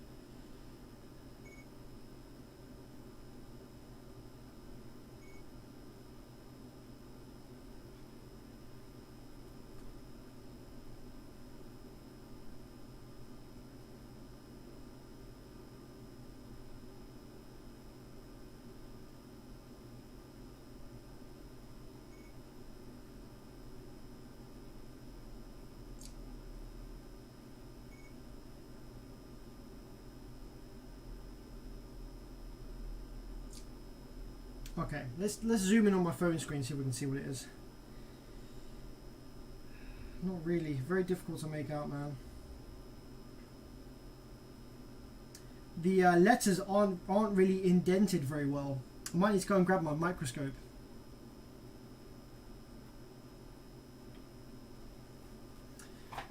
Out of the Brazilian amps, who does the best protection circuit and who uses the best components? The quickest protection circuits that I've seen are probably on the Banda. They're the best protection circuits I've ever seen, honestly. Jessie, how's it going? Thanks for joining the stream, girl. Nice to see you. Hope you're well. Yeah, the sound digitals are okay, but they can pop. If you know, I have seen sound digitals where they blow the power supply section if there's a dead output FET, which should not happen with these health check amps. The Tar amps have pretty decent protection circuits, but they have a shitty power supply circuit, so it doesn't kind of work. Probably the Bandas, to be honest. I wish I could read this freaking chip. Alright, rather than trying to read the chip, let's just throw some power into the board, not hit the remote, and I want to see where rail voltage ends up on the chip. So let's grab our power wires here. Let's go in with negative there. Positive there. Remote cable here. Now it depends how this amplifier behaves. If this amplifier keeps the PWM generation circuit active while the amplifier is in low voltage protect, then that's fine. We don't need to do the mod, but I think we will need to do the mod because this is very similar to the sound digitals.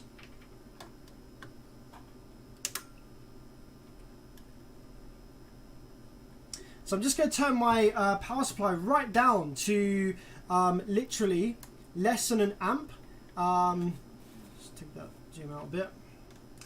0.5 of an amp, just because I don't want any rail voltage really building. So if we turn it down a lot, then no rail voltage is really going to get built. So I'm just going to go ahead and we're just going to probe the input pin for these drive IC chips. Now these are an SI 8244. 82, is that right? I can read that. 8244 BB. There we go. So that's what these are. So let's take a look at the data sheet. Let's see which pin is input. Input on these chips is PWM. Looks like it might be pin 1. PWM input. Programmable dead time, control, gating. Yep. Oh, it has electrical isolation before the gates. That's pretty awesome. That should help. That maybe that's one of the reasons that this chip perhaps survived. So yeah, we've got pin 1, PWM, pin 2, dead time control, setting the dead time for the output fetch, which, oh no, that's not pin 2. Dead time is pin 6. Pin 6, dead time control. If you're using different MOSFETs that are slower, you can change that to help it drive the MOSFETs better. Disable, that'll be on if it's in protect or if the amplifier's not powered up yet. VDDI, that's a supply, not connected, VDDI. VDDI, that's a supply. VOA, that will be an output. Ground. VOB, voltage output B, that's an output, and ground, that is a supply. Okay, cool, pretty simple stuff. So pin 1 should be our input. So we should have some PWM on pin 1. Let's take a look and see what we have on these then. So at the moment, so I haven't applied any... Oh, I see. These amps work a bit differently. So with the sound digital amps, your 12 volts from the battery ends up becoming the initial part of the rail voltage. Okay, so if you got 12 volts on the battery, you would end up having 12 volts on the rail to start with, but that's not the case with this one. Slightly different design then. That might explain then why this PIC is working differently to the sound digital. Okay, interesting. This is more like a tar amps then. So if I pulse the power supply, we should get a little bit of rail voltage in here. Let's just zoom out a bit on my scope screen. Let's give a little pulse to the power supply. There we go, a couple of little pulses. Now we should be building a little bit of rail voltage, provided there's nothing shorting that. Oh, there we go, big pulse. Big pulse. So that big pulse there, that built us, what was that? 3 volts of rail. Let's do that again. Let's get like a few volts in here. There we go. So we've got 9 volts of rail voltage in there now. So I want to go ahead and just check to see that we have rail voltage in the right places. So high side drain, you should have the full 8 volts of rail that's sinking quite fast. And then either side of that, we currently have nothing. I imagined we would have like half rail, but maybe that doesn't. No, this is more like a tar amps. It doesn't do that, does it? Oh, interesting. This is exactly like a tar amps. So this is basically a tar amps with a better power supply section, which might actually be a good thing. That might be pretty good, because the tar amps, the only issues with those are the power supply sections. So this is a tar amps with a better power supply section. So on these amplifiers then, you end up with just positive rail on the high side source, and you have nothing whatsoever on the low side source, gate or drain until the amplifier starts to come on. That's the same as this side over here. So that generated half rail doesn't appear on these amplifiers until the amplifier starts to oscillate. Okay, That's interesting. Now, let's see then, do we have any PWM on the drive circuit before the amplifier's fired up? Let's see. I should hopefully get a couple of little bits of a square wave on pin 1. So we have a little bump up. Oh, little bump. So there's definitely something going on there. It's starting to kind of come to life. No PWM though. Let's try the other side. No PWM. But let's take some RCA signal. Let's shove some RCA signal in here and see whether that gives us any PWM on the input, which it might do.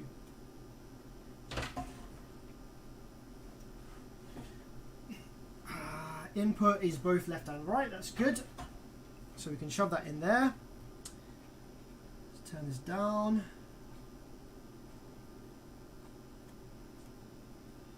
Okay, cool. So let's see whether giving this some signal gives us any PWM on here. Ah, yes it does. Fantastic. So with these amplifiers then, you don't necessarily need to do the, well, it would be a good idea still to be able to do this modification, but we don't need to do the mod to check whether we have PWM being generated. When you apply the remote at first, so when you apply the remote now, we have the output section, PWM generation circuit, come to life, but we don't get any attempts at building rail voltage for about a 5-second delay. What is it? 0, 1, 2. Okay, it's about a 2-second delay. So there's a 2-second delay between applying the remote and the amp attempting to build rail voltage, which is cool because it means that we can probe the PWM generation circuit here. And also I wonder whether we get any output from this chip. So these chips are a little bit nicer to play with than the IRS-20957S chips.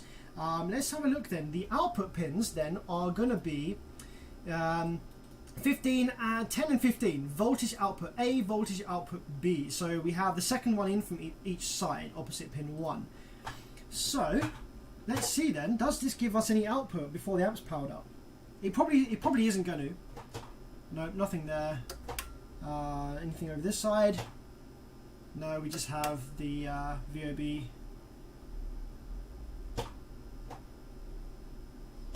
Okay, no. So these chips aren't passing that signal through until the MOSFETs start to oscillate. But because this chip has a nice, simple, easy disable pin, the disable pin is pin number 5. So I wonder whether we can just either lift or ground pin 5 to bring this chip into activation. 1, 2, 3, 4, 5. So it's currently high. I wonder whether pin disable should be low. So if we ground pin 5, 1, 2, 3, 4, 5. So if we throw pin 5 to ground, I wonder whether that might force these chips into activation, which will allow us to see if both of these chips survived or not. So let's take our... Oh, dude, Mike Honda. Thanks for the 20, dude. That's a big drop. Thank you very much, man. Take your phone camera, zoom in on the chip, and the autofocus to see the label. Second, I'll hit you on the Discord. Oh, yeah, absolutely. The only issue with my phone is it's a dual camera, okay? So it has 2 cameras on the back, and the first camera is a wide angle, but it's a nice clear camera, and it can focus quite closely. The second camera is a slightly telephoto, it's a slightly zoomed in lens, but it's a really crappy quality one, and it doesn't focus very close. So when you're trying to get up close to things or with the camera, you don't really want to use the telephoto, but once you go past a certain zoom on the camera, it automatically switches to the telephoto lens. So I can only zoom in a certain way. I have to zoom in after I've taken the photo by like a crop or something. Pretty annoying.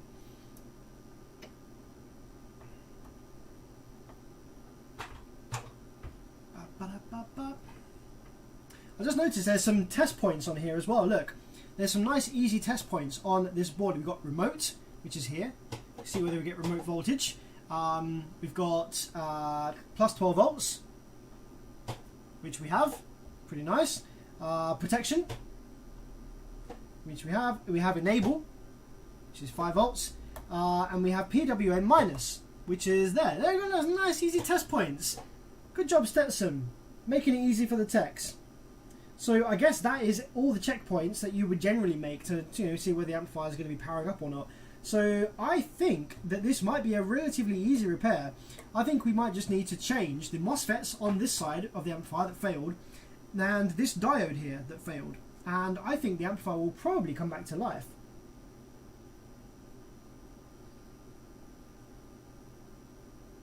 But just before we do that, I am going to just try disabling the I'm going to try to say sending the disable pin to ground, because I want to see whether that forces those chips to pass their data onto the MOSFETs, their pulses onto the MOSFETs, because then that will allow us to actually drive these MOSFETs with a low voltage rail before the rails are fully built, which would be pretty nice without having to work out the PIC mod. Yeah, this will allow us to drive the MOSFETs without doing the PIC mod, without having to figure out which pin it's listening to the rail voltage with.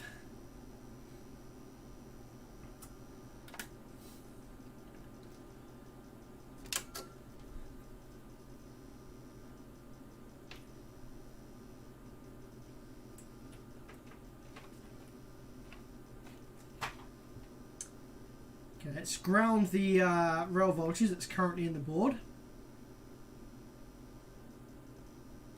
There we go, all gone, bye-bye. Let's take our soldering iron. Let's put a little bit of, let's see.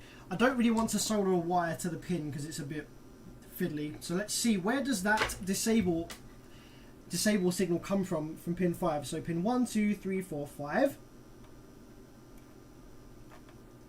Let's see, is there a common place where that goes to? There's a via right here.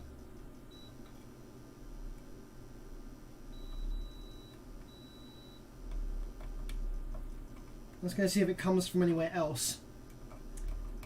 I could obviously flip the board over and follow the via, but long that.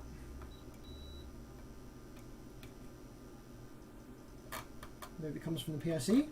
Yep.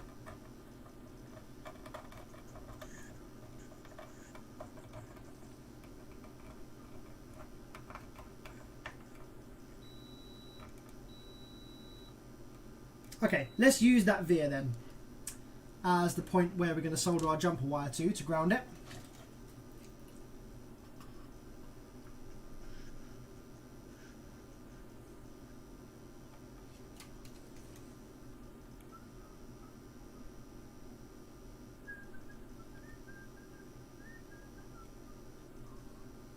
Okay, and then we're just going to throw that over here to ground.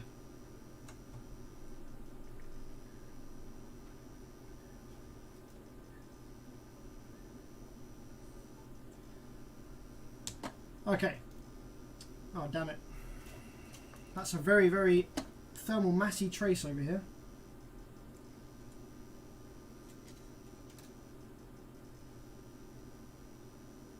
That's better.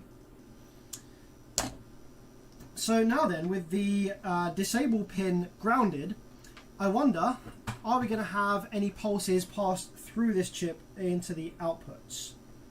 We might do, but we also might not do. Let's see what happens.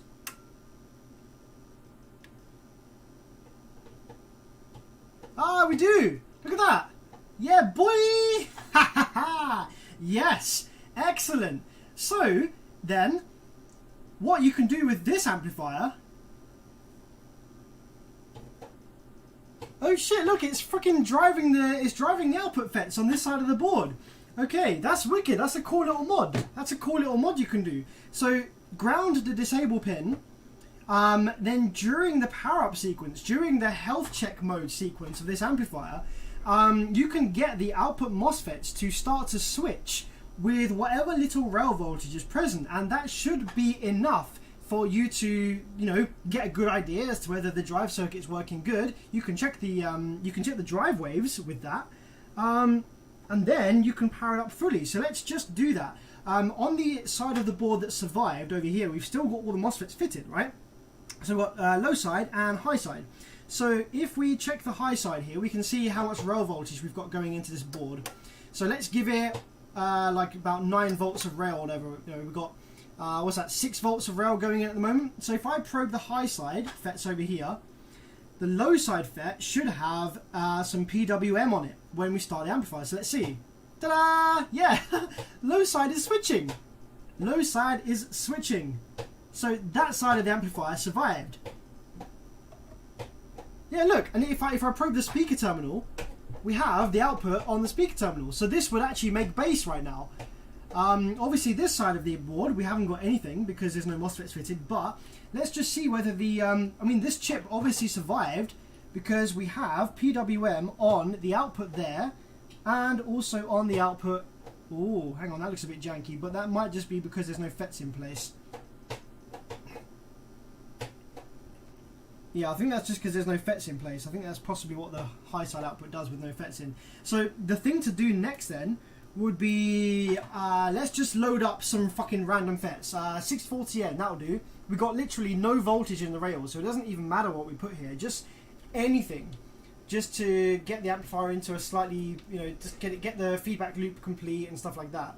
So let's just take some random 640Ns, which are 200 volt FETs anyway. So they would even probably work to get the amp powered up with at least. Come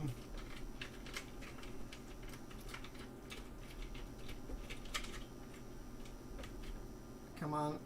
Oh, give me a 640N, damn it. Keep picking out 540s. I just want a 640. There we go, that'll do. 1 640. 2 640. There we go, that'll do. Just make sure that these ones work first.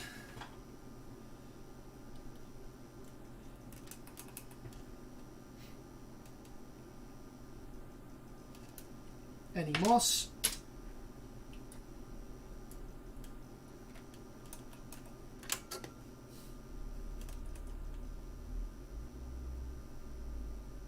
Any moss. Ooh. VT is quite a lot different on these. I'll just grab one with a slightly higher VT.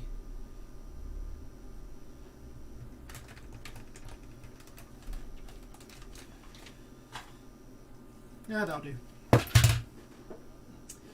Okay, let's ground the rail voltage that's currently sitting in here.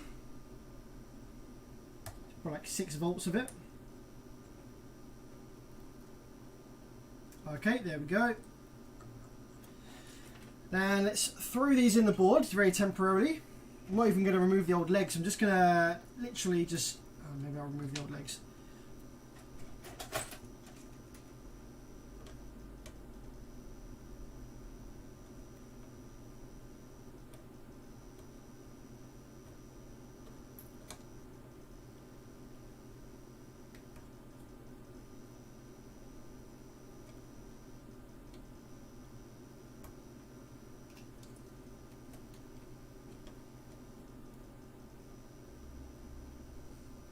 One low side and one high side. That's all we need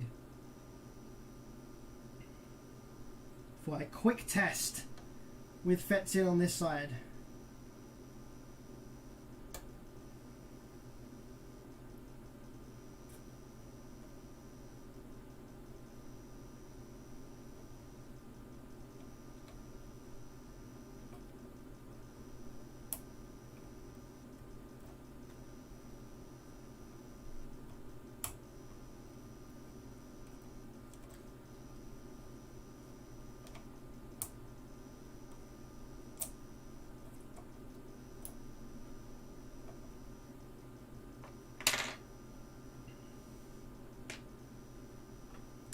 Now, where did I just put those 2 FETs I had in my hand?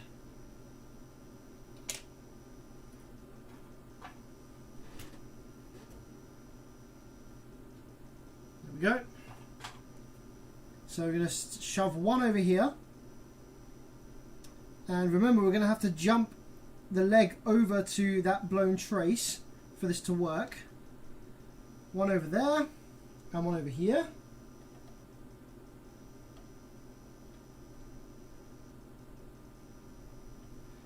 Jump over to the blown trace with a small piece of wire here.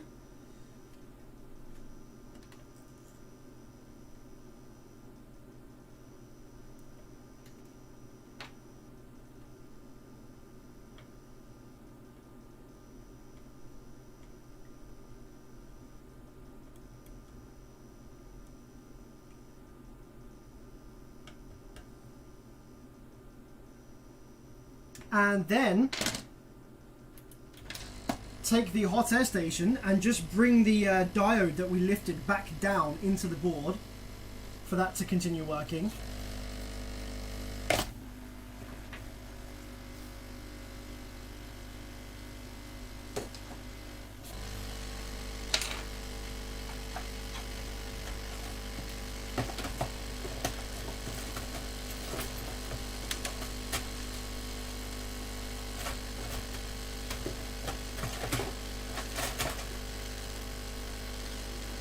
Man, you know what? These are turning out to be way more simple than the Sound Digital boards.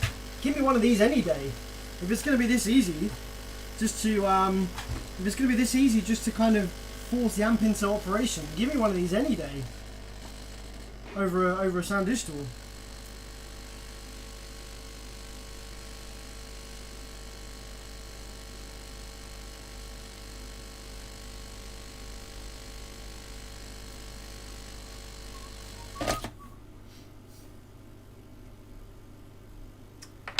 Okay, cool. That's that. There's one more trace on the bottom of the PCB that I think I just wanted to check. No, that's for a trace that we're not actually using right now. That's fine. Okay, so in theory then, provided that the drive circuit survived on this blown side of the board, we should get some PWM, some good looking pulses and PWM on this blown side of the board right here, even without full rail voltage being built, and that would be pretty sweet. So let's have a look then. Let's turn the hot air gun off for a second. Let's turn the power supply on. We've still only got 0.5 amps allowed into the board right here. So that's that. We're going to now take our oscilloscope probe. We're going to place it onto the low side drain of this FET, and we're going to see whether we get any switching on the oscilloscope when it builds like a few volts worth of rail. Hey!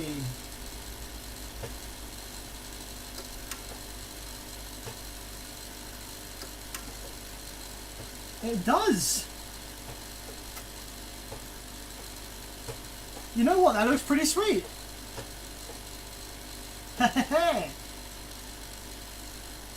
And so yeah, this amplifier is now in operation, even though there's no rail voltage present.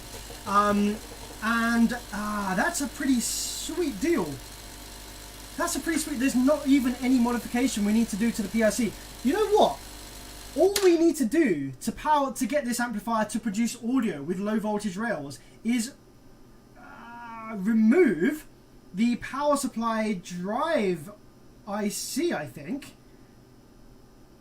No, not even that. I don't think we need to even do that. We just need to inject some rail voltage. Oh shit, maybe we should just do that. All we need to do, this is a nice simple circuit. That is freaking sweet.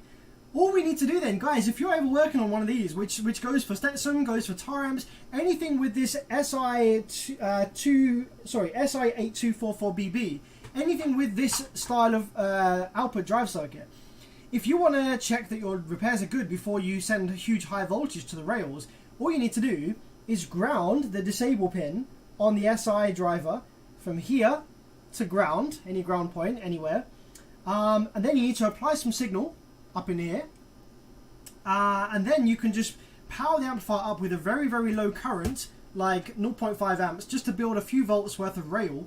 So on the rail voltage right now, I have like, what, I don't know, 6 volts. So I've got 6 volts on the rails, and then when we hit the remote pedal, when we hit the remote, if you probe the low side drain, you can see you get waves. And then if you continue to build rail voltage, so I'm going to turn the current up a little bit now. So we now have 10 volts worth of rail, 13 volts worth of rail. No, sorry, the rail is actually a bit higher. The rail is actually at 18 volts. So we've got 18 volts worth of rail.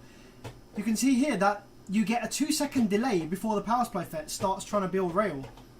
And yeah, you can actually see the low side drain is working perfectly fine.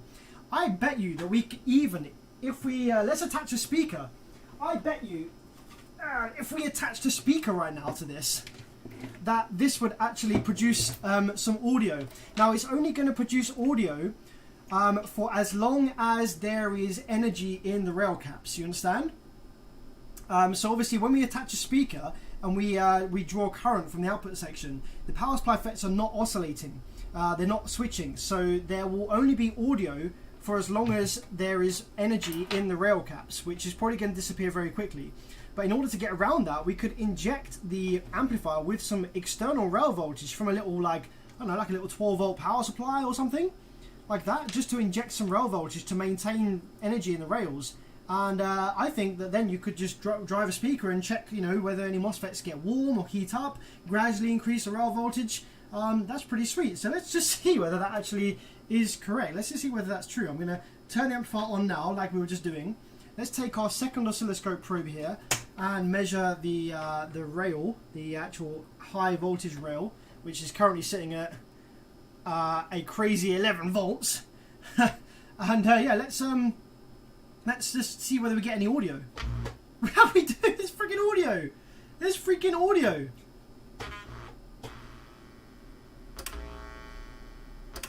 Now the reason it sounds all distorted like that is because it's not building any rails, right?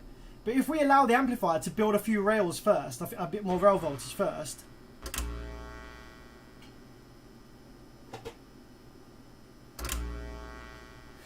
That's actually crazy. That's actually hilarious.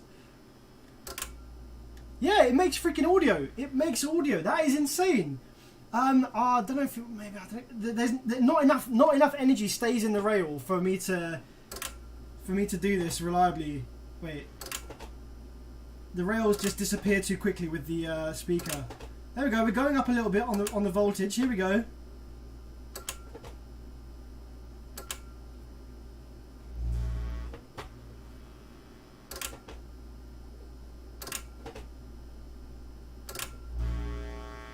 Yeah, fucking works. That is a really cool little trick. I like that a lot. That's sick. So with that in mind, how about we inject some rail voltage from an external supply?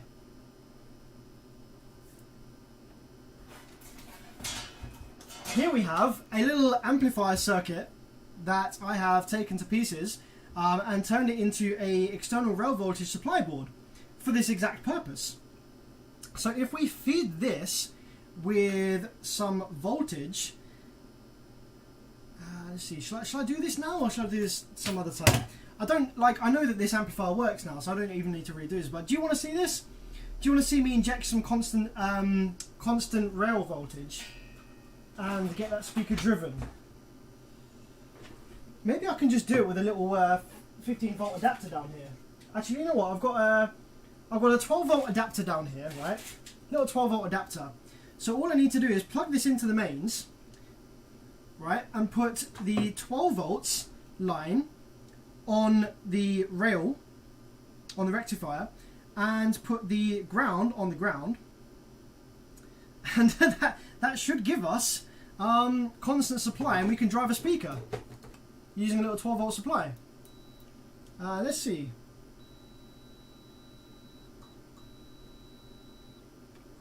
Yep, so we just need to hook the 12 volt supply round onto this rectifier here, like this, just temporarily. And then we just need to hook this to ground, which is going to be like somewhere over here. Probably. I think the app shares a common ground, doesn't it? Yeah.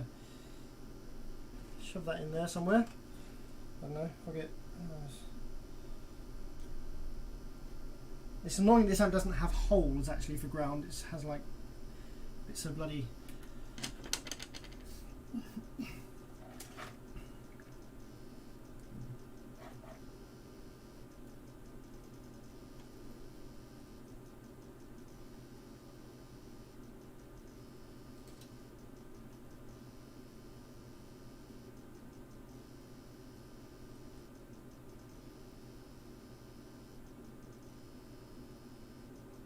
There we go.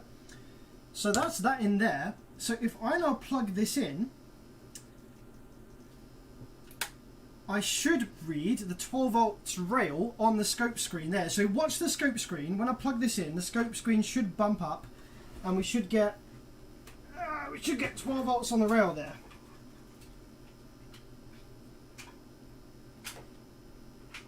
There we go, 12 volt rails, right?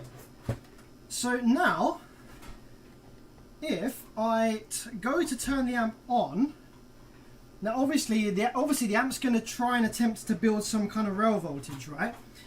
Which doesn't really matter. If we just turn this main current, if we just turn this power supply right down to like barely no current whatsoever, then when it tries to build rail voltage, it shouldn't really affect our 12 volts too much on the rail there.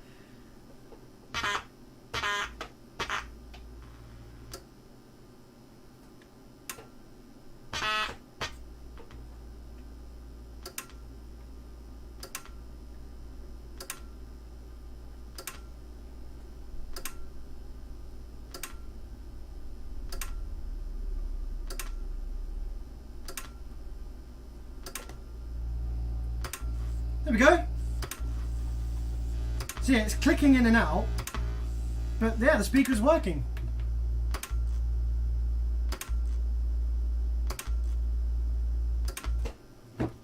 So yeah, there you go. A little bit of rail voltage injection, and amp works fine. Produces audio.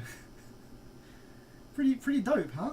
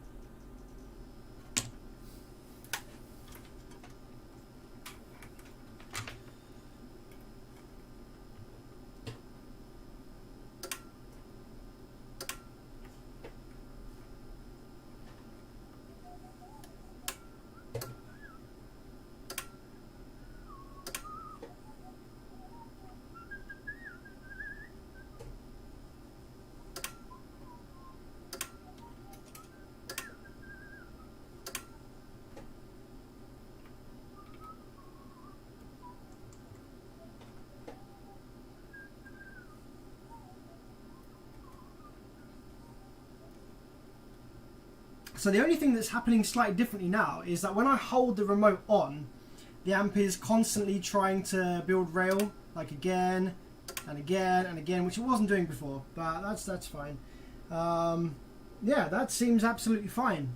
I'm pretty gassed about that. So now I don't have right now the next thing then to do in getting this amplifier up and running is to see what exactly is that diode and what is it doing. So because obviously we need to replace that diode, so let's just ground out our rail voltage real quick, get that down to ground.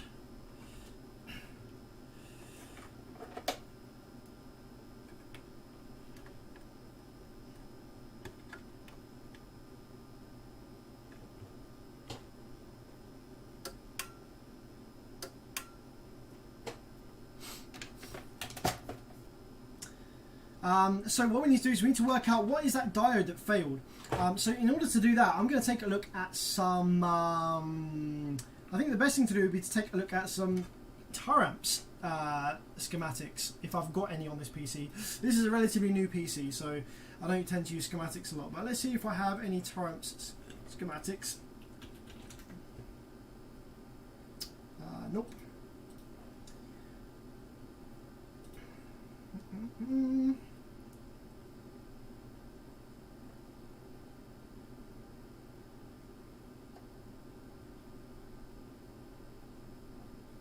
Can we find a Taramp schematic on the internet?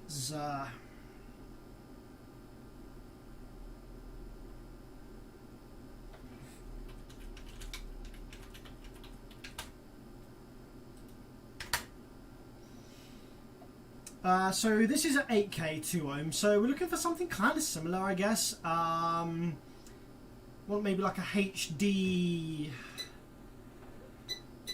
maybe like a HD. Let's have a look. Taramps HD schematic. HD 3000? Maybe. Maybe. Beep boop, I am not a robot.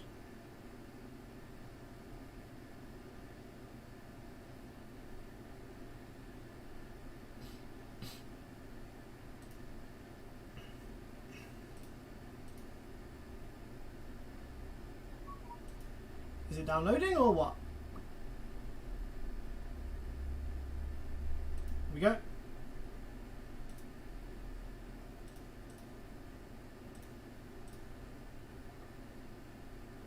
Okie dokie. Let's see whether this has a similar enough output section that we can get an idea as to what those diodes are. So this is our preamplifier section. Full bridge out. Here we go. So we have the diodes are actually connected to the diodes are connected to the gate and the source. I think, are they connected to gate and source? Yes, diodes are across gate and source. So let's see what kind of diodes do we have on our HD 3000. Now this actually is using a different drive circuit. It's using an IRS 2010S, so I don't particularly want to look at that one. I want to try and find one that has the same drive circuit as this one, the Silicon Instruments drive circuit. I think the Taramps HD 5K might actually have the same. Here we go, let's check out the HD 6500. Let's see whether that has the same. Oh wait, no, this is the manual. That's not what I want. That's not what I want. I want the schematic.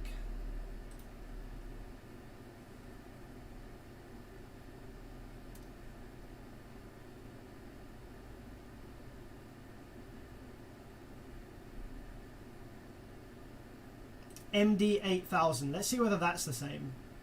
Although no, that's not a schematic, is it? I've kind of ventured too far. Okay, I'm going to log into my Facebook, and I'm actually part of a repair group that has uploaded some schematics to the group. So I'm just going to have a quick look on here, see if I can find it. Audio text.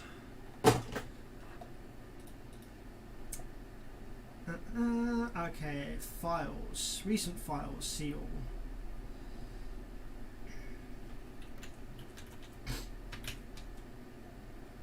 Nothing for Taramps yet. Keep scrolling. Taramps HD 3000 is present, and the Taramps T25K. Let's see whether that's the same.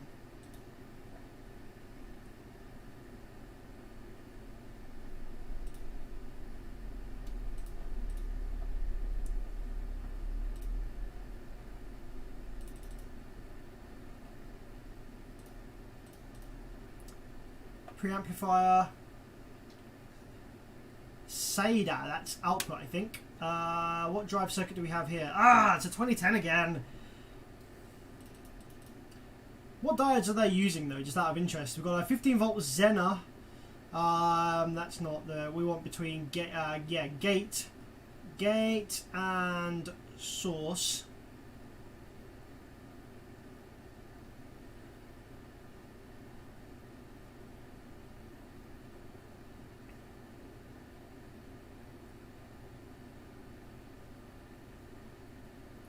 We've got a 15 volt Zener by the looks of it. Now I don't. This on the sound is on. So on the Stetsom amp here, it's not labelled as DZ. So I don't think it's a Zener diode, but it could be. Actually, it could be, because you know it's got this kind of Z marking. It's got this kind of Z marking here. You can see just underneath the diode here, there's a kind of Z marking. And I don't think that's under any of the other diodes in any of the other part of the board. So I think, yeah, here we go. I think that is actually a Zener, yeah. So that probably is going to be something like a 15 volt Zener, but these use all kind of different voltage Zeners. So some of these amps use 14 volts, some of them use like 12, some of them use 15. So I'm either gonna have to change all of them for 15s, or 14s or 12s or whatever, or I'm gonna have to try and find out what these ones are, because they are not marked. So yeah, before we do anything further with this amplifier, I'm just gonna have to do a little bit of research as to what value the Zener diodes are, which go between gate and source on the output FETs. But this amplifier, the drive circuit survived, and this amplifier will be fully up and running once we fit the new Zener diode in place and you know, allow the full row voltage to build. Pretty sweet.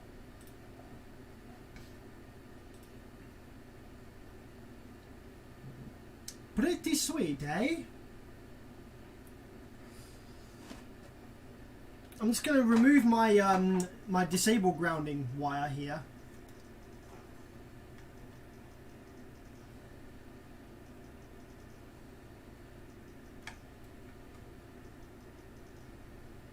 Let's get that out of the way for a minute.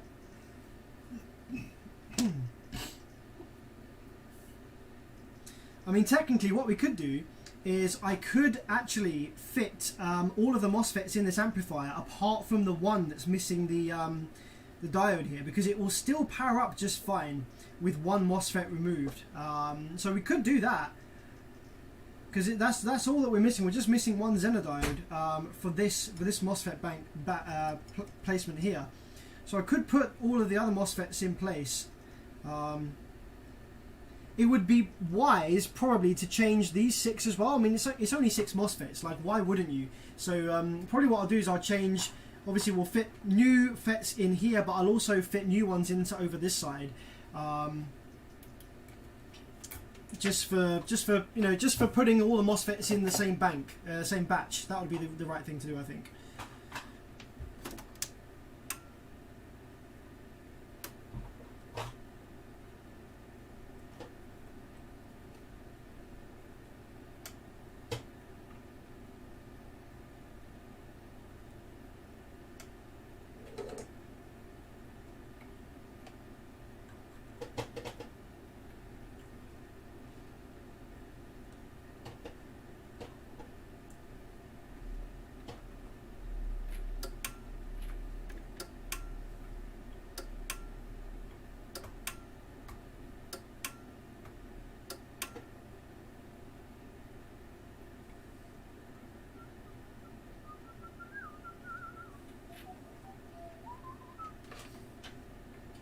I'm just having a little play around at the minute.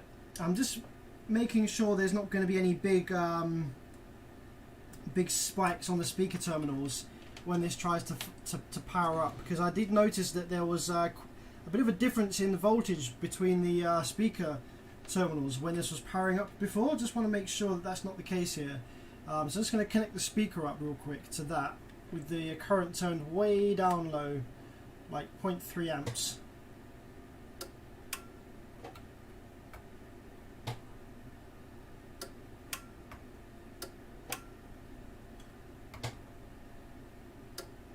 Nah, that's okay. There's no variance there. That's fine.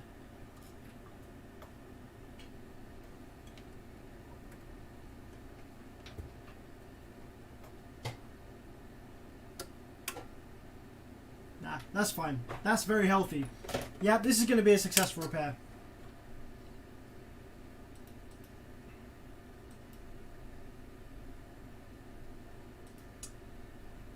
Okay guys, yeah, I think I've pretty much exhausted what we were going to be looking at tonight. We've looked at the differences between the Stetsom Vulcan and the Sound Digital Evo. Talked to you a little bit through the Stetsom, what my thoughts are about it, and done a bit of a repair to the output section here. Talked you through how to activate these amplifiers without full rail present. Slightly different to the Sound Digital amplifiers, but if anything, slightly easier.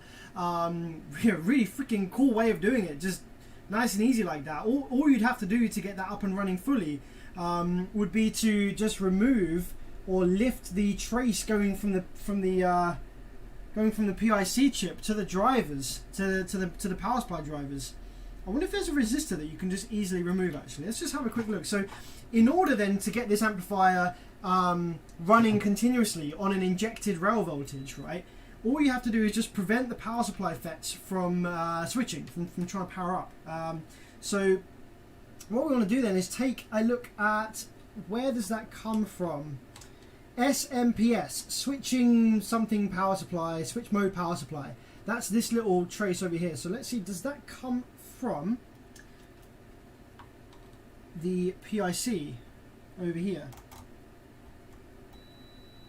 It does, and it seems to be a direct connection, which is kind of annoying.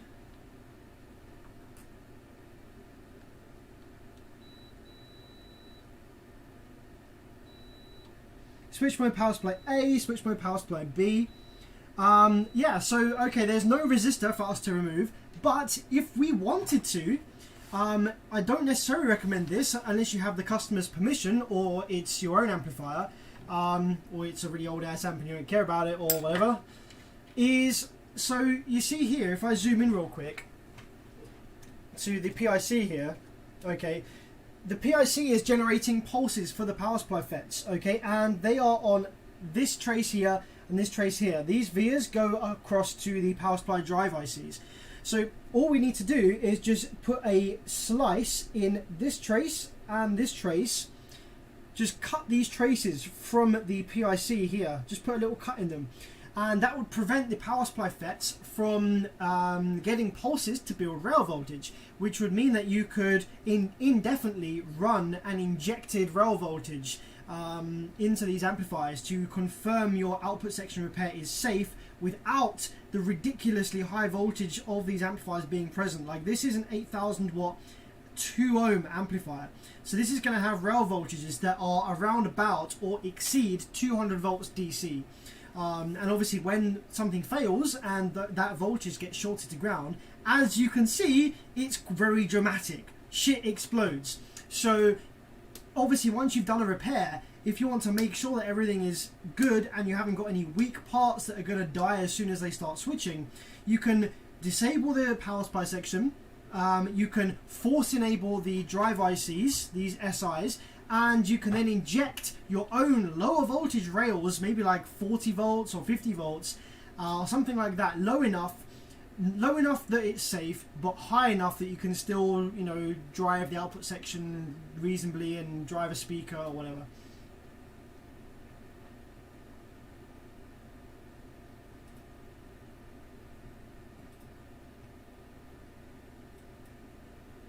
But yeah.